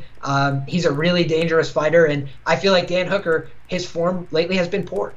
I don't think it's been the same guy. I thought the Claudio Puelles win is fine, but I feel like Claudio Puelles, everybody before that fight called him a fraud and called him a bum and everything else. But now Dan Hooker's back, baby. It's like, well, let's just slow our roll a tiny bit, in my opinion, on that. But for me, give me Jalen Turner here. I think he's going to get the win and probably an eventual submission finish here, but Dan Hooker's dog tough. He's going to keep fighting, and should be a fun fight. I agree with all that. Was just reminding everybody to smash that like button. We actually got decent viewership for me anyway, but the likes don't match up. So if you guys want to help me on that front, I just appreciate y'all being here. So you don't owe me anything, but it doesn't hurt to shoot your shot and ask. I appreciate it. I appreciate that analysis too. I also leaning toward Jalen Turner. He rings about that, that arbitrary 70% is, I don't disagree with that from what I'm seeing so far. I just ran through the Hooker tape. I'm trying to bring back the Southpaw Report this week, folks. It's just been crazy busy. I'm trying not to, delve into all the personal work and everything, because it's just a lot of stuff's going on right now. So believe me, I am trying. But I will tell you that Hooker, I went back and watched all the Southpaw fights before this and was on the Turner tape to kind of see where I end up here. Because he's 3-3 against UFC level Southpaws. Of course, he has beaten Jim Miller, Nasrat, Hack Paras, and Claudio Puelles. Varying degrees of talent there, obviously, especially that last one. Which, nothing against Puelles, it just felt very rewarding because that was a guy where it felt like similar to Jauregui-Du Plesis, where it's just like, it doesn't make sense how this guy is winning. He's improved. He seems like a nice kid, but especially early on, like, he was up there with, like, as far as, like, and I don't often say this is the worst fighter in this division. Like, he was in the running for that at a certain point. So the fact that he got as far and as hyped as he did, and again, I don't know how to hate her. I like the guy. He sounds like a really nice kid, but it's just like, again, that dynamic there, right? And we saw that play out. But one of the common things I noticed is that, Dan Hooker, as much as I love his body work, is that, and I've noticed this in my breakdowns before, I've noted it, is that he doesn't like the body work. That's what really hurts him. He's got a crazy chin. Unless you're Michael Chandler selling him out to catch him early, or he's cutting weight, like, and you sell out to catch him early, like Arnold Allen, I think he's a tough person to stop. And for that reason, I was actually looking at this fight to bet by decision, fight goes to decision, and then like Jalen Turner to win by decision, like plus 500 or whatever it was, like opened at or something stupid, what I saw earlier this week. he's never wanted a decision before, because I feel like, oh, well, they're both tall, so maybe they're awkward. Jalen Turner's coming off of a loss. Dan Hooker is wanting to build back up. He's in a good place, so to speak, fighting smarter, less emotional. Maybe he goes for the leg kicks at range, right? Like he likes to do even against southpaws. He's really good about targeting the legs. He actually fights really well against southpaws, but maybe he doesn't want to get into that range with Jalen Turner, someone that not only can match his range, but to Liam's point, giant lightweight, giant reach, right? And then he goes to his underrated wrestling, something that I've noticed since his fight with Dustin Poirier. I called for that because I recently rewatched and reread my breakdown in preparation for the southpaw stuff. And he went to the wrestling there too. I wouldn't be surprised with both the way he trends and what the matchup actually calls for. Again, regardless of how you scored that Gamrot fight, that is the way you got to fight Turner. You got to take him down, make it ugly. You can't have a nice striking fight with him pretty, whether it's in clinch, boxing, or kicking range. This guy could tear you up. And Turner does go to the body himself, too.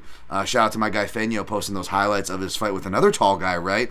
Uros Medic. And again, I remember doing analysis before that fight. It was the same thing. We got two tall guys, that parity. And especially when it's two southpaws or one of them make for a weird fight, as far as that goes. So I'm actually getting more swayed away from my initial decision angles, which is admittedly me being contrarian and as a bettor probably being drawn to the big plus numbers. We have to, like Liam said, we have to call ourselves out, right? What's going on? What's influencing us? We have to acknowledge it at the very least. So I'm acknowledging that and saying that, you know what?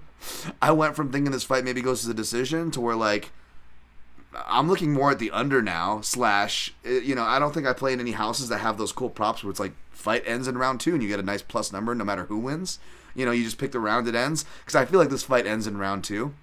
I feel like this fight ends in round 2 all over it, and especially, interviews are interviews, Liam. You got to take it with a grain of salt, like I always say, but Jalen Turner sounds extra salty about the decision loss, to where he's doing the whole F the judges, we ain't going to the judges. And if you look at his record, proof in the pudding, he is not a fan of the judges anyways, to the point where he said even if he got the decision win that he should have probably got against Gamrot, he would have been mad at himself, because apparently he has this goal where he doesn't want any decision wins. So that kind of turned me off from wanting to bet that angle, Liam.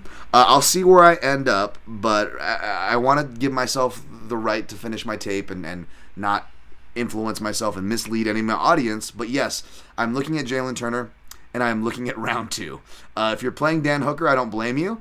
I would actually look for Dan Hooker by decision, because if it does go to decision, it means that Dan Hooker probably wrestled enough to not take the damage that would cost him the split that should have went to his Jalen Turner's way in his last fight. That's my analysis here. Does that make sense? Yeah, absolutely, man. And the one thing I'll note about Jalen Turner is he's one of the fastest starters in the lightweight division, which I feel like is something that is like an unremarked upon but really valuable tool, right? Like, Brad Riddell is still in the back before he gets submitted in that fight. Like, he hadn't even got it. He's like, what? The fight's over. It didn't even start yet. Like, right. These are the kind of things where Uros Medic, the only track bet I've ever gotten wrong on Jalen Turner is I bet him to beat Uros Medic in round 3. In addition to betting him by sub and on the money line there. So it's like, for me, I've just looked at this guy and said to myself, what an athlete. He can continue to push a better pace as he's gone longer in his career. I feel like that's something where it just takes some time to grow into your lungs, to grow into your body, to grow into your patience, right? What did he just talk about? I'm an animal. I want to go in there and finish. I want to F the judges, right? That kind of guy, you have to make sure he tempers himself just a little bit. And I feel like we're seeing a more patient, more mature version of Jalen Turner, but he can kill you from second one until the very end of the fight. You're in constant danger if you're not on top of him. And if you are on top of him, he's got very long limbs, and he can throw up submissions from the bottom. He continues to work his jiu-jitsu game and get better, has experience in the gi as well as no gi. I feel like he's a very good guy, a very good prospect. Everything I like. And the thing is, Danton, we talk about why numbers matter. He is now plus 240 to win this fight by submission against Dan Hooker. And admittedly, there's a quote from my notes about Dan Hooker that says, Dan Hooker is not a good grappler. That is a quote from my notes. It doesn't matter if you train with good guys. He has good offense. He has good submissions. He has good catches, like we like to say. He has good wrestling. but grappling for grappling, he allowed Islam Makhachev to move every position he wanted with zero resistance, and then got his arm torqued. And he's like trying to hang out, like laughing and whatever. Dude, you're gonna get your arm broken and like ruin your career, right? Like, so for me, I just feel like Dan Hooker is not that serious. You know, he takes it all as a big joke and a fun game and whatever. But since the Poirier fight, I just felt like that level of intensity has been a little bit less. And I feel like Jalen Turner, that level of intensity, every fight just goes up a degree. And I feel like right now he's as dangerous as he's ever been. And he's the wrong guy to get in the cage with. From plus 700 on the sub to plus 240 against a better guy, I'm not going to take the number anymore. But I think it's cashing again. I think Jalen Turner's going to submit this guy. Yeah, I think that's a real interesting look to submission. I wouldn't be surprised as a guy who's obviously bet and believed in Turner's submissions before. You're right on that Dan Hooker analysis there. Hooker got that long ass neck. yeah, it definitely is scary. Because I see the check hook and the body kicks and body work from Jalen Turner really hurting Hooker. And does that make him shoot, right? And then you've got your club and sub there, because that was my read on Riddell. Riddell, whenever he gets hit, he shoots. So I was like, okay, club and sub, here we go. That's the kind of behavior I look for picking those submission props. I know you've got different routes on how you look at it as well, Liam. But I think that we missed again. I missed the boat. The under. It's a 1.5 too, which isn't as sexy as a 2.5. But again, now that is now small chalk. It was small plus money. Congrats to anybody who got that. I think that would have been worth it. Even though it's still like minus 110, that's pretty much even. I still something again just to paying a minus number to sweat a 1.5 under is definitely not my style. I'm more of an over guy. I'm more of a plus money guy. I'm more of a 2.5 guy. So a 1.5, an under 1.5, a minus as you miss the boat just doesn't do much for me. And I don't play in the sexy houses, but you can find that plus money, plus 107 or so, if you play in like the FanDuels of the world. For Jalen Turner wins in round 1 or 2, you don't got to sweat the Choose Parker method. Those are his prime finishing rounds. Those are the prime finishing rounds for the fight. Jalen Turner, off the top of my head, probably has more first-round finishes, to Liam's point and analysis, which is spot on. More of a chance of him finishing in round 1 than round 2. I know I sound bullish on round 2, but I am acknowledging that. I will say, though, as far as the fight ends in round 2, is just because you look back at that Dustin Poirier fight and a lot of Dan Hooker fights, he starts slow, and round 2 is arguably tends to be some of his best round. End of round 1 to the beginning of round 2 is Dan Hooker's best spots. So I think round 2 is actually a little more potent for the Hooker side. But if they're hanging a decent number on there, you don't know what to play, you're looking for something fun, I don't know, maybe look for that, but I got to see where I end up on it, and I got to watch. I'm going to rewatch Turner's last 3 fights. But yeah, I just see his body work and that check right hook doing it for him. I'm going to take Turner here inside the distance probably. Again, check my quick picks to see where I end up. Check my plays on fight day. All right, let's get through the last of these. We went through the good fights. This one won't take long. Bo Nickal minus 2,500. Val Woodburn, who had a sweet early 90s jumpsuit jacket combo going on, plus 1,100. I didn't even look at this Woodburn guy. I don't even know how much I want to look into it. What do you got here, Liam? To tell you the truth, I think Woodburn's going to win fights in the UFC. I think he can win fights in the UFC. I don't think he's like the world's most special prospect, but I do think he's an athlete, right? And I think that the reason that they booked him in this fight, in my humble opinion, is because he forces himself into the clinch in every fight. And I think they see that for Bo Nickal and they go, duck under, back take, all she wrote. But I also think to myself, like, I feel like this guy is kind of a weird matchup to predict out because, number one, there's not a lot of footage of him wrestling defensively. What I did see was he's an athlete, and so he did a lot of the right things. Like he cut a hard angle with his hips on a whizzer, and the guy that was trying to take him down couldn't. He stood back up, right? Like a couple of things like that. But you know as well as I do, levels, right, are just a huge factor. And in the wrestling, there's just going to be more that Bo can do to go through exchanges one over the next. So unless he gets caught in the early going here, his grappling sequences are more advanced. He should be able to move around this guy. But I do think the physicality of Woodburn is something to take note of. He's fought as high as heavyweight. He's fought at 205 successfully as well, I believe as a pro as well as in the amateur. So this is a guy who has some experience under his belt, more than Bo, more than Trayshawn Gore, for Christ's sakes. So I think that it's not high-level experience. It's all on the local Florida regional scene. But does he look like a real athlete that could have longevity in the sport? I think that he does. So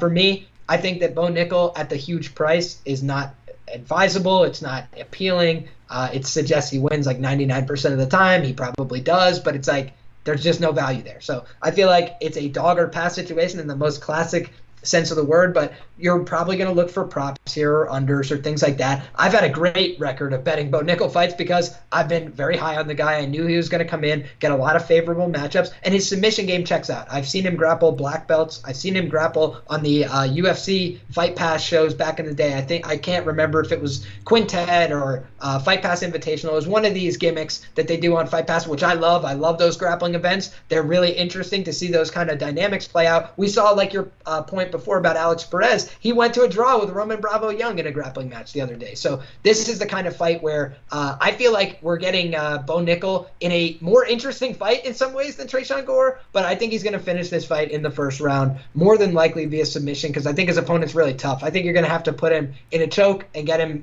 finished that way, whereas I don't think just landing a couple of shots is going to make this guy quit at all. I think he's a really tough guy, and I think he will win fights in the future in the UFC. Interesting. Yeah, I want to look into him as well. I mean, he's an undefeated guy. He's a legit guy, but it's just picking these fighters up on short notice. And, the way the UFC does it, this whole lowest bidder stuff, it's just everybody's caught on. I'm not trying to beat the narrative with the horse, the stick, because I've talked about this stuff for years now, and we're just seeing it come to kind of fruition. But, yeah, it kind of feels like a waste of space, to be honest, in some ways, when, you only have certain... I don't know. I would have much rather have written up and look other fights. And I like Bo Nickal, too. I'm high on him as well. It's just, these matchups are just not the funnest to break down. Next one, Niko Price minus 225, Robbie Lawler plus 185. Are we all ready to be depressed? I do not want to watch tape for this fight because I'm not going to. It's just going to depress me. I'm going to be picking Niko Price to win, and I'm going to pick him to win in round 2 or at the end of round 1 after Robbie Lawler starts off doing really good, better than we think, even us that are negative and trying to sadness hedge. He will probably capture our hearts and get us to care and think he's going to win, and then Niko Price, kind of like the Tim Means fight, is just going to light him up by the end of round 1 or by the beginning of round 2. Round 2 is jumping in my head, folks, but trust me, at least one of these fights, Price Lawler, Du Plesis Whittaker, or Turner Hooker, one of those 3 fights are ending in round 2, folks. I'm just saying. That's my round 2 jumps. They're just jumping out at me. Round 2, those 3 fights on this card, that round, that's what I just keep seeing. I'm sorry. But, obviously round 1 is the more favored round for it to end. The longer it goes, the more depressing it is. But round 2 is that sweet spot. You're still not going to get crazy bump in the numbers, but you will obviously always get a decent bump of at least $3.50 is usually the average to $4 differentials in price for highly volatile fights when you're betting round 1 to round 2. So that's why I also kind of like round 2 there. But that's really all I got for this fight. Well, are you seeing anything for this one, Liam? So I'll just point out one interesting trend here, which is that Niko Price is not lost as a favorite in the UFC. I believe he's 3-0-1 or 4-0-1 as a favorite in the organization, and he's actually overperformed expectations as a dog as well. So Niko Price, just a guy that gets overlooked a little bit. I feel like I'm the only person that ever talks about the fact that Michel Pereira hit a flying backflip to the head and kicked him right in the face. It's the clearest foul of all time. The guy looks up at the referee and the referee's like, oh, look at that sick backflip. There's nothing to help him. And I'm like, all right. So, this guy, Niko Price, is just tough as a $2 steak. He's not that good at fighting, in my humble opinion. I think he's a very tough guy. I think he's unorthodox, but he carries weird power. And the thing you don't want to do as a 41-year-old is fight a guy who carries weird power, because there's nowhere safe in the fight, right? Like when Niko Price is just doing his weird herky-jerky boxing, sometimes bodies hit the floor. When Niko Price is underneath, sometimes he throws a hammer fist and you go to sleep. When Niko Price is laying flat on his back, sometimes he throws a kick from flat on his back and knocks you out like James Vick. He just has weird power in weird positions. He normally stays durable for the fight. He normally is fighting you for the whole 15 minutes, and his volume has only improved over time in the UFC, despite the fact that his defense and his durability have gotten worse. So is he winning all these fights? No. But he's taken a lot of fights against really tough guys. He's fallen on a lot of grenades for the UFC. They've got him murdered by Vicente Luque on more than one occasion, right? The death dealer of 170, as I used to call him. But this is now a fight where I think they're saying, yo, sorry about all those hard assignments, bro. Here's somebody in their retirement fight who we love and who we respect, but you're going to be here again next next pay-per-view or whatever it is that we call you again, whereas Robbie is riding off into the sunset. He's at the Hall of Fame right now. So my guy is closing the chapter on his fighting career. He don't want to be here anymore, whereas Niko Price doesn't have other employable skills, frankly. Like, we love the guy, awesome guy. He's going to be a fighter. So Niko Price coming back out here to fight, and I think whether he's winning or losing, he's going to randomly nuke Robbie Lawler at some point and probably either jump on his throat and submit him, or he's going to just finish him with strikes. But I think that this is going to be an eventual Niko Price finish. Hate to say it, Robbie Lawler, one of my favorite fighters ever. And speaking of UFC 189, he's getting inducted for that fight right now. I got the shirt in my closet that says Ruthless right across the middle. Guy's a gangster, part of MMA history right there. But just everybody's got a time, and I think his time was over before. When you're losing to Neil Magny and your name is Robbie Lawler, the time has already come and gone, my friend. So I think that this is past due, and glad he's going to get a legend send-off in front of a big crowd. But I think he's going to go out face down and embarrassed like almost everybody else. Yeah, it sucks that he's on the prelims. Sucks that he's got to go out like everybody else. I will say, I got to give credit where credit's due. I always crap on UFC production, and not because of the people, the hard workers. I always praise the hard workers. It's more the effect of the schedule and what this all has from, again, entry labor markets to what the fighters are making to like the way that the employees are getting worked to bring us this entertainment that we love, and what it does to that level of entertainment. It's hard to do promos. Like, I shared that Faber Pulver promo from back in the day. Someone's like, why don't they make stuff like this before? It's like, well, they're not incentivized. They don't have the time, and I really don't blame them. But despite all that, and me always beating that narrative, despite being constantly proven right, you got to give credit where credit's due, and props to the UFC for putting together that Robbie Lawler montage piece. I know it's not the biggest thing to do, but in this era of UFC, for what they do for the fighters, that's actually kind of a lot, sadly. So props to them for doing that. I hope that this Robbie Lawler stuff doesn't kind of get overlooked. I know it's getting kind of played now. As we're getting deeper into fight week, I'm going to wait until after this fight week to do a evergreen Robbie Lawler piece for Junkie. I've been pumping out more evergreen pieces. Again, he was in the top 5 southpaws, right? Or top 10 southpaws. He was in there. We just had that episode. So yeah, obviously respect to Robbie Lawler. My heart's with him. I hope I'm wrong, but yes, this is a gambling show. Picking Niko Price, and don't be surprised to see like Price round 2, a little sprinkle on there or something, or in a round robin maybe. We'll see if I have the heart to do it. Let's get to the rest of this fast. Jack Della Maddalena, minus 1,000 against, again, supposed to be Sean Brady, which would have been a great matchup in test. Instead, we get a lowest bidder, probably from one of the usuals, House or somebody, Josiah-Harrell, plus 625. I don't know anything about this guy, Liam. Obviously, I'm going to be picking Jackie Della Maddalena. I don't even know if I'm going to research this one enough to try to find out, is Jack going to finish in round 1 or round 2, which is the question that I always ask myself as a gambler in his fights as of late. Anything on this fight, Liam?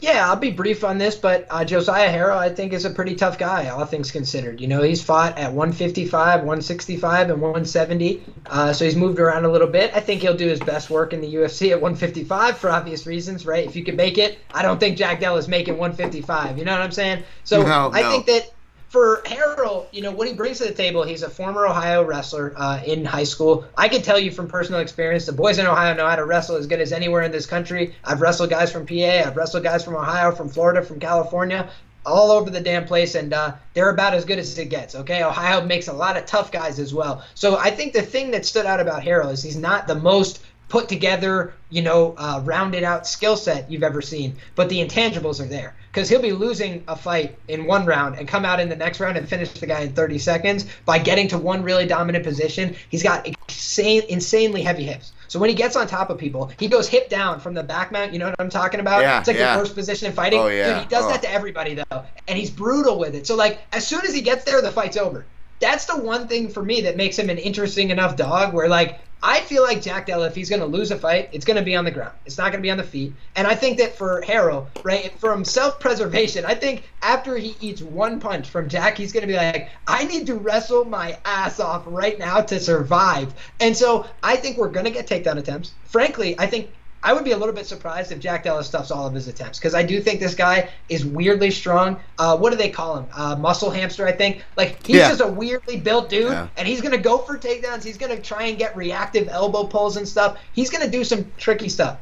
But I think he's going to take too much damage here and probably get finished early on in round 2. That would be my guess here. But I do think people might be surprised when they're holding a minus 900 Jack Della in a parlay and this dude takes him down twice. I just think the short notice, things like that are going to be too much. But guys like Matt Brown, the Columbus fight scene is like, no, watch out for Josiah Harrell. He's for real.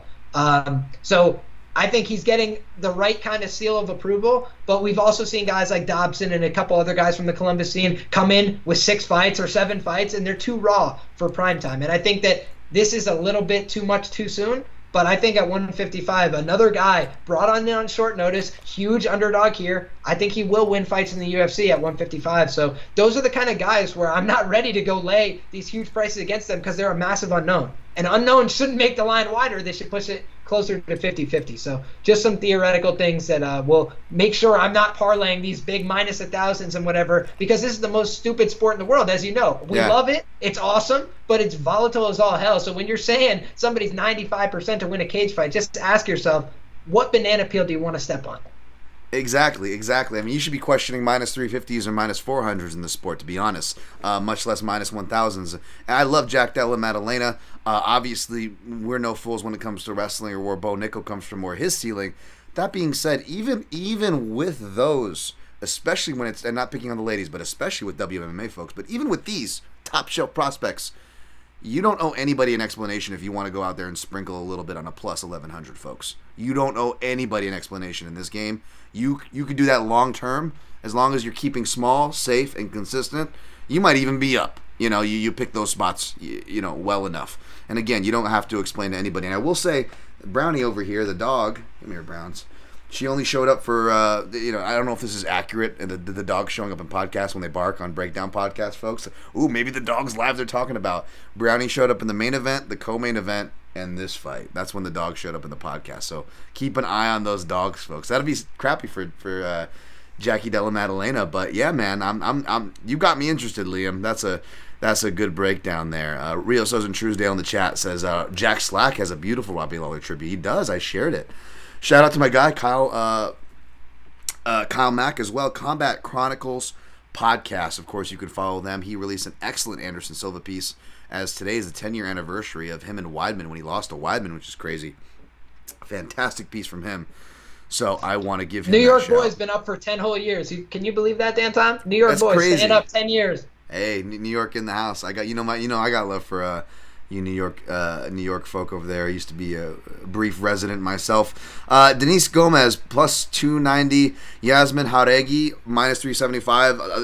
I'm picking Jauregui. Obviously, I think she's got a decent ceiling for the division, even though she's young and still has ways to go. You could obviously see the skills there.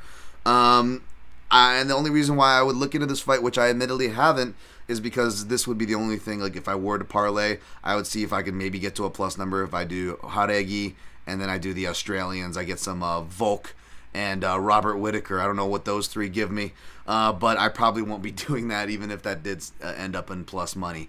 I'll pick Jauregui here, but I don't have anything else to say about this fight. You, Liam?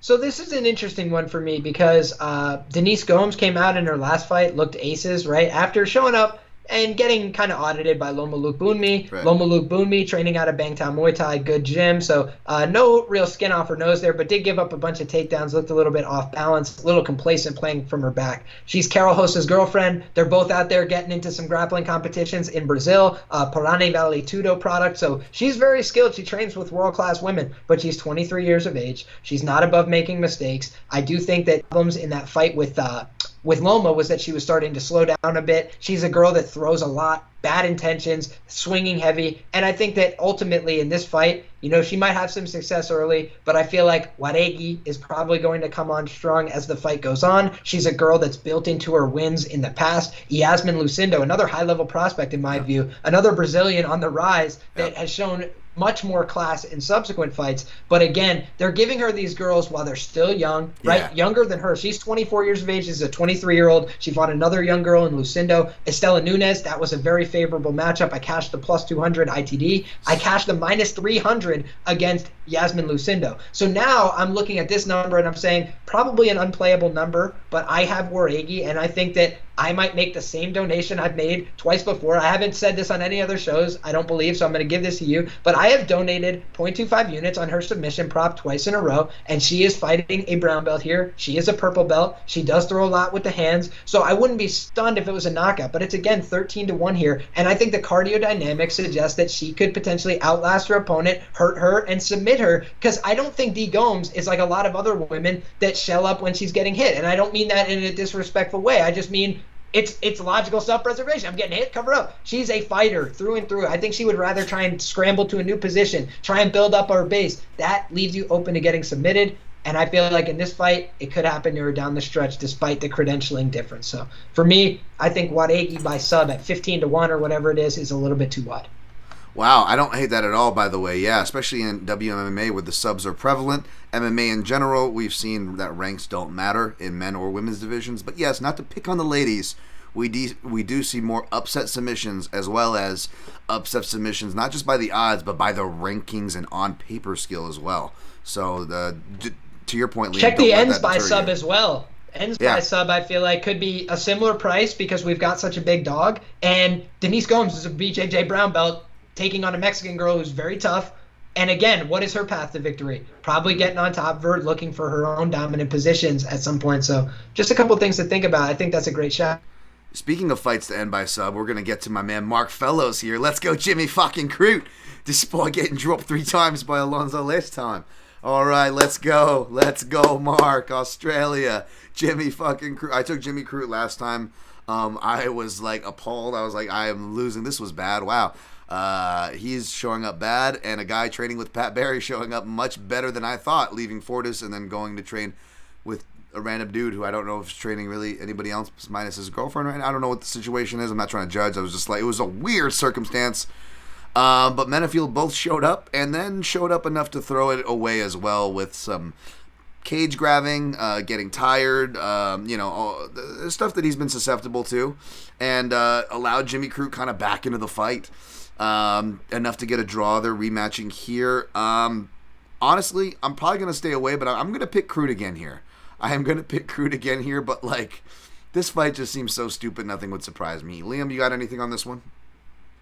Yeah, I'll be very brief here. I would lean towards the Jimmy Crute side. Seems like a slight market overcorrection. To your point, Jim Crute was coming back off of a brutal knockout against Jamal Hill, goes in there, gets hit with a bunch of big shots, finds a way to stay in the fight, finds a way to hang on when everything looked very dire, makes it go to a decision. Alonzo Menifield, gassed out, has to use the cage to hold himself up in round 3, and so he ends up paying for that. Rarely do the referees actually intervene and stop somebody from fouling. We just talked about Nico Price. Our guy just takes a shin to the face and has to lay there and deal with it. But in this case, the referee sees something, actually calls a foul, actually takes a point away, so we get the draw there. And I think in this case, what is Jimmy Crute going to take away from that last fight? I think any logical person would say, I do not want to get hit by this man ever again if I can avoid it. And I think he's going to wrestle. He's going to show up with shoes and headgear. I think eventually he's going to get Alonzo down. And I do think Alonzo is a dangerous guy when he's fresh. But if you make him wrestle while he's fresh, he becomes a very average guy, kind of like these other guys who are super athletic. He's also 35. How long can he keep doing this? He's training with Pat Barry, to your point. How much better is he going to get doing that? All of these things say to me, I think this is probably a slight overcorrection on the Jim Crute side. I also think there's a slight overcorrection on the fight not going to decision, which last time, it goes to decision. I feel like it's probably not going to decision here. I think that Jim Crute is going to try and take this guy down, put him into cardiac arrest, and then submit him. That is my opinion of how he's going to approach this, and I think he's got a good path to doing it. Yep. If anything, I may, depending on what I get limited to or what I like, maybe I throw a Crute by submission in a round robin. That way I get a nice plus number without like crazy exposure, So that is something I will probably look at there. Let's do an extra speed breakdown for these final 5. Last wide line, Tatsuro-Taira minus 1100. Edgar Chairez plus 675. I don't believe this was the original opponent. Of course, it was supposed to be Clayton Rodriguez the other week, but Clayton missed weight, so they put this fight together. Is it another Taira by sub? What do you got here, Liam? My favorite flyweight prospect in the UFC, Tatsuro-Taira. Go back and watch his old introductions in Shuto. sick introductions. They always yell his name, and it makes it feel even more badass and special. Yeah. So I feel like this guy has been on my radar for a long time. I've only max bet one fighter in the UFC, 10 units multiple times. It's Taira. And again, now you're seeing why, though, because I bet him at minus 225. I bet him at minus 230, minus 235, these kind of numbers. And now you're seeing he's minus 1,000 in his last fight. He's minus 900 here. People are now putting a lot of respect on his name as a very high-level prospect. So they're forcing me off the train, right? I can't follow y'all to the minus 1,000 number, but I do think he's going to win this fight. I think he's much better equipped than Chairez, and I think that the only thing people sleep on about him is his ability to win fights by knockout. I don't think he's going to knock out Chairez. Chairez is a very tough guy, but I do think his ground and pound is underrated, and I think people, because they've only seen his UFC run where he's thoroughly out-grappled everybody, don't realize that on the regional scene, he was dropping people with a left hand and then choking them unconscious. So I feel like he is still capable of doing that. He's got massive hands for a flyweight, and he throws with good power and intention with his knees, with his kicks, and with his punches. I feel like, Chairez, a guy who's taking this on short notice, pursues the fight with reckless abandon most of the time. That's the kind of guy that can walk onto something huge and get floored here. My problem is just that I think he will get submitted in all likelihood because Taira preferences the sub over everything, and when he hurts you, he normally just takes the sub that's easy, so I expect he'll do that again. Yeah, maybe I should just go for one of those like big 6-round robins. It's such a pain to punch in, tracking like just a 4 because it's like 6 to 7 entries because I do a long shot parlay with it as well. I don't know, it's like 9 or 10 entries on top of everything. Like I don't know if I want to do that, but yeah, I don't know. Let's see what Taira by subs going off at. We got next fight here: Victor Petrino minus 250, Maddalena-Harrell plus 190. Seems wide. I'll go with the favorite. I was drinking heavily when I was live at Petrino's last fight, but I remember despite having the athleticism and chops and physical chops for this division, he's still a bit wild, makes some questionable decisions, which questions me for big favorites like we talked about before. I will pick him. I'm not trying to play this fight. I don't have anything interesting to say about this fight. What about you, Liam? Yeah, I'll be very brief here. I don't believe in Marcin-Prachnio. I think he's a very average fighter. I thought William Knight just didn't show up in his last fight, with all due respect. He said as much, basically, in interviews, had stuff going on outside the octagon. So if you have a guy who's not fighting you back and you don't finish for 15 minutes, that's actually a bit of an indictment of you at the UFC level, in my humble opinion. And he just doesn't have any super dynamic offense that you're writing home about. Felipe Lin's able to just pace him in the grappling with a pretty simple game plan, in fairness, right? Like, again, I just never have been blown away by Marcin-Prachnio. I feel like he's very average. And so when I look at this fight, what is the UFC doing here? Do they like guys like Marcin-Prachnio who are average guys that kind of have a, ho-hum game? Or do they like guys like Vitor Petrino who look like action figures? I can tell you who Dana White likes, right? So it's not to say that that's a perfect indicator, but they're putting Petrino, in my view, in a position to succeed. I bet Turkali by sub last time out at plus 750. Turkali never came close to getting those positions because of the physical difference. Even when he got to good spots, Petrino's just grabbing him and ripping him off. Like, he just had too much to offer. I think he's going to have way too much to offer for Marcin-Prachnio. On the feet, he is outmatched here, but I don't think it matters because I think he'll land one that will change the fight if Prachnio is winning minutes. But I think, moreover, Petrino showed in his last fight he can get takedowns. If he takes down Marcin-Prachnio, I think he can punch a hole through his head or submit him, frankly. So I like Petrino here. I think he's going to roll. All right. Cameron Saaiman, minus 550. Terrence Mitchell, plus 400. I don't have anything on this one. I'll probably pick Cameron because he's part of the African coalition there. Anything on this one, Liam? I also like Saaiman here. I don't believe in Terrence Mitchell, a guy who's been fighting mostly on the Alaskan regional scene. I was saying earlier, half jokingly, that it should be like USA Wrestling, as in the contiguous 48 and Hawaii, right? Like, just these guys from Alaska come in and they seem to not know how to wrestle, any one of them. So for me, the only guy who could wrestle from Alaska is Jared Cannonier. But you look, the whole laundry list of training partners for this guy is the Alaska FC washouts, the Carlton Minuses of the world, the Patrick Whites who lost on Contender Series as a big dog last year. I don't think that they're very good. I don't think Terrence Mitchell is very good. And I think Cameron Saaiman is another one of these guys that the UFC likes to get behind, Team CIT. So I think he's probably going to take this guy down or punch a hole through his head.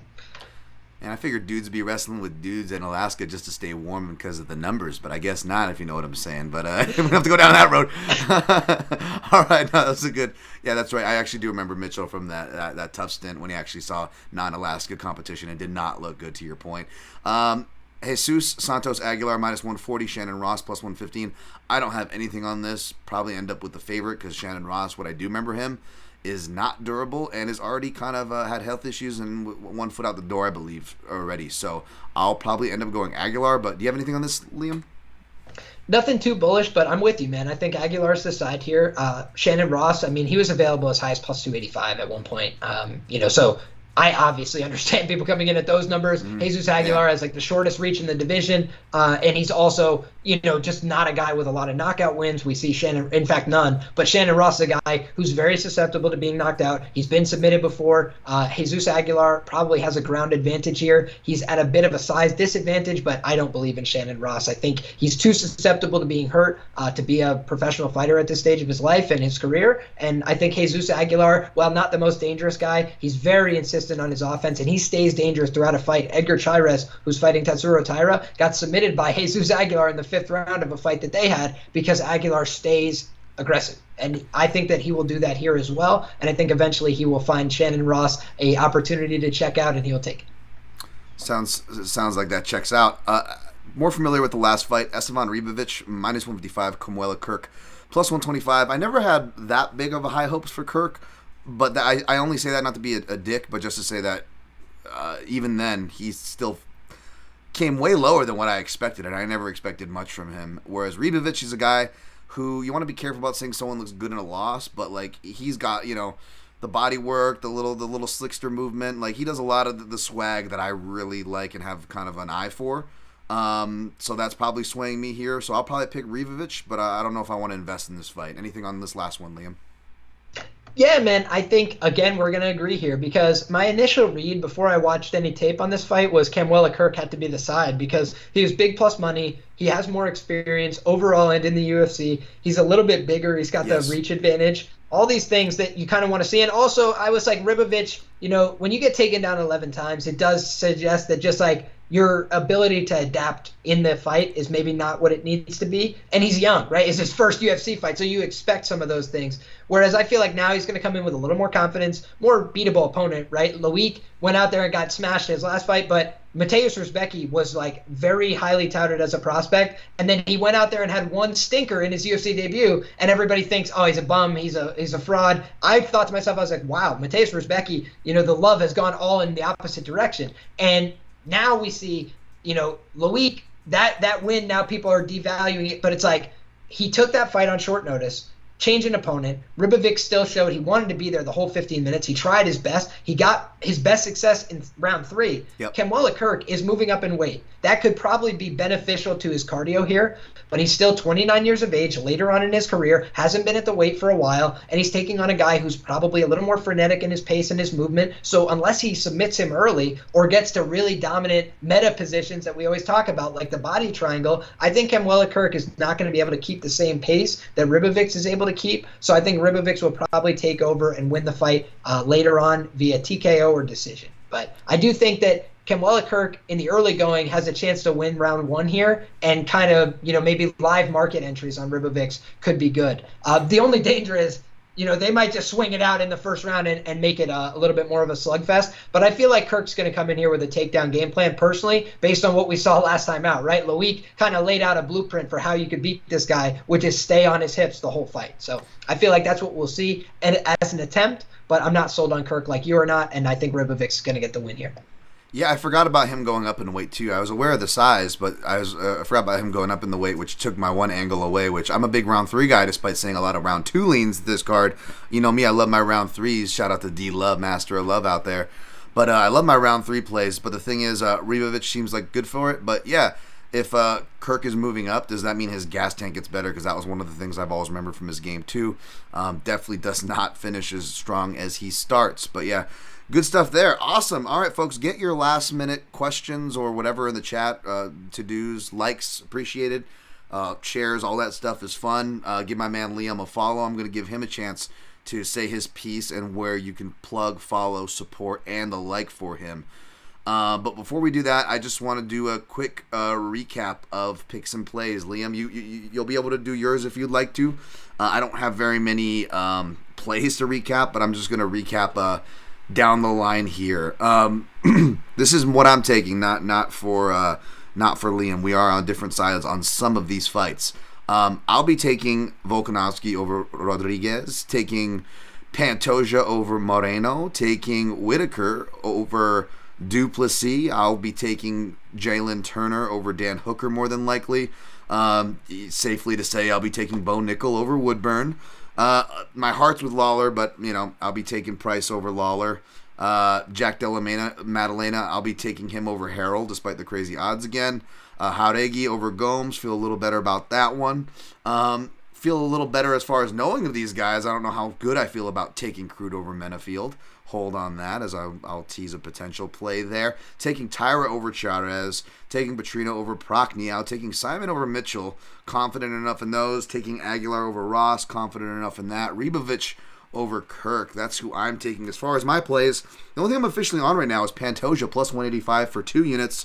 And then again, just under 1 unit exposure for Volkanovski, playing 0.33 units times 3, one for round 3 at plus 800 neighborhood, I believe, round plus 11 or 10 or 1,000 for round 4, and for round 5 in the neighborhood of 12 or 14. I have crappy numbers, much better numbers you can get out there for that.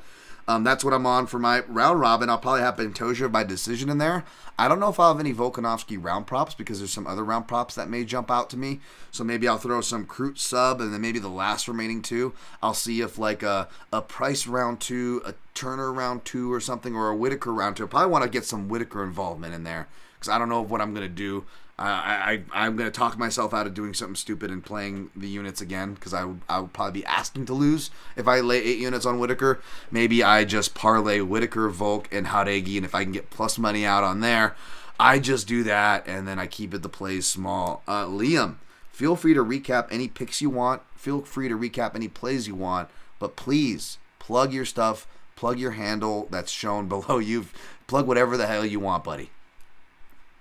Well, I appreciate it, man. It's been an absolute blast. As you know, I could talk fights with you for hours, so it's been a pleasure. As far as my picks go, that's what I can recap here. Kind of like my betting side. If I had to make a bet on the fight, who would I take? That's how I'm going to approach this.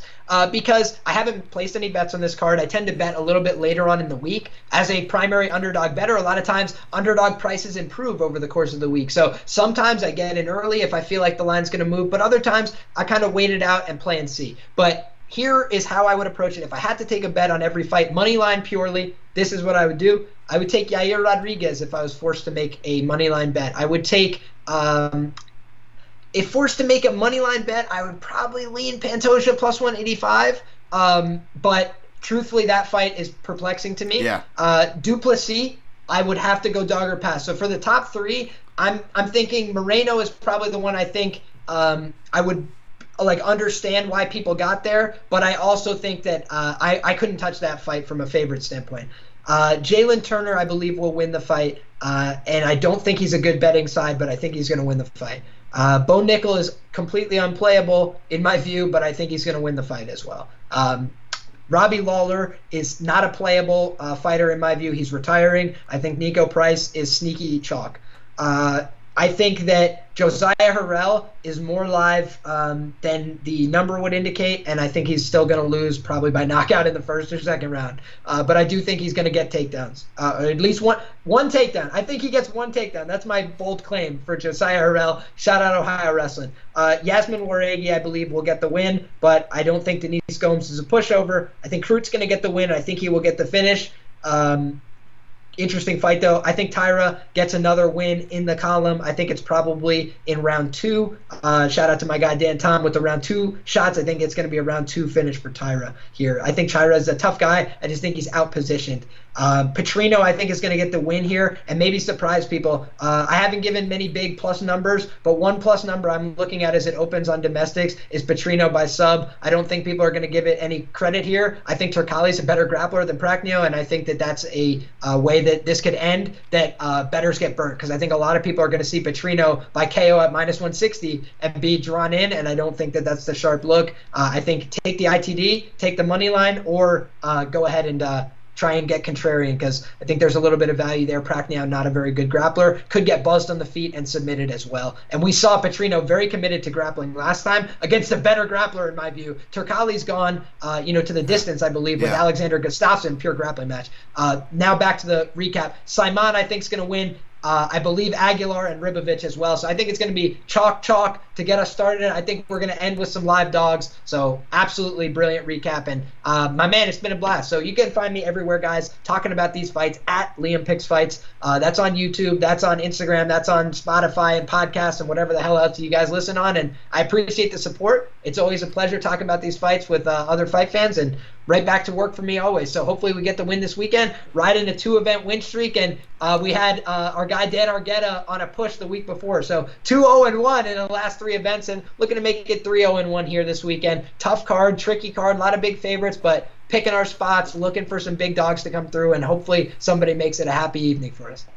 I feel you there, man. That Dan Argueta one, that was so beautiful laid out. I absolutely felt for you on that one, brother. But that's the good stuff. Before we get out of here, chat's got a question for you. My man Jimmy Kudo says, Liam, you mentioned Bang Tao. What's your opinion of that gym? Whaley, Loma, and Volk is the owner of that gym. Jimmy wants to know what your opinion of Bang Tao is.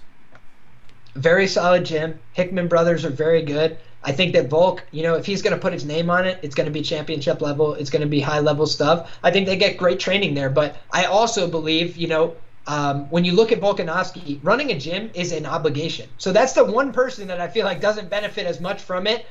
If you're running a gym, it takes work, it takes time, it takes effort, it takes energy, and it takes investment. So that's the one downside, I think, for Volk. It's like he probably has some behind-the-scenes work that we don't see that he is responsible for. But I think that the other ladies, look at Loma Lookboonmee in her last fight, going out there getting takedowns against Denise Gomes, right? Loma Lookboonmee looked great there. Her takedowns have never looked better. Her wrestling's never looked better.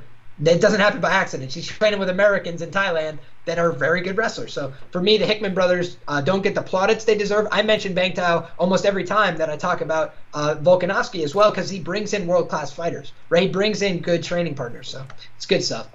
Absolutely, I agree. Good answer there. All right, thank you guys for joining. Again, hit the like if you haven't already, especially if you're in the future, listening on audio platforms, 5-star ratings and reviews. I get to finally stop breaking my promise that I'm going to bring this to Stitcher finally, because Stitcher is no more. I have procrastinated for half a decade, and it's paid off, Liam. Now I just can procrastinate until these things go under. Twitter might be, who knows, but you can find me there while it still exists, at DanTomMMA. You can find Liam there as well. He's a great follow, at Liam Picks Fights.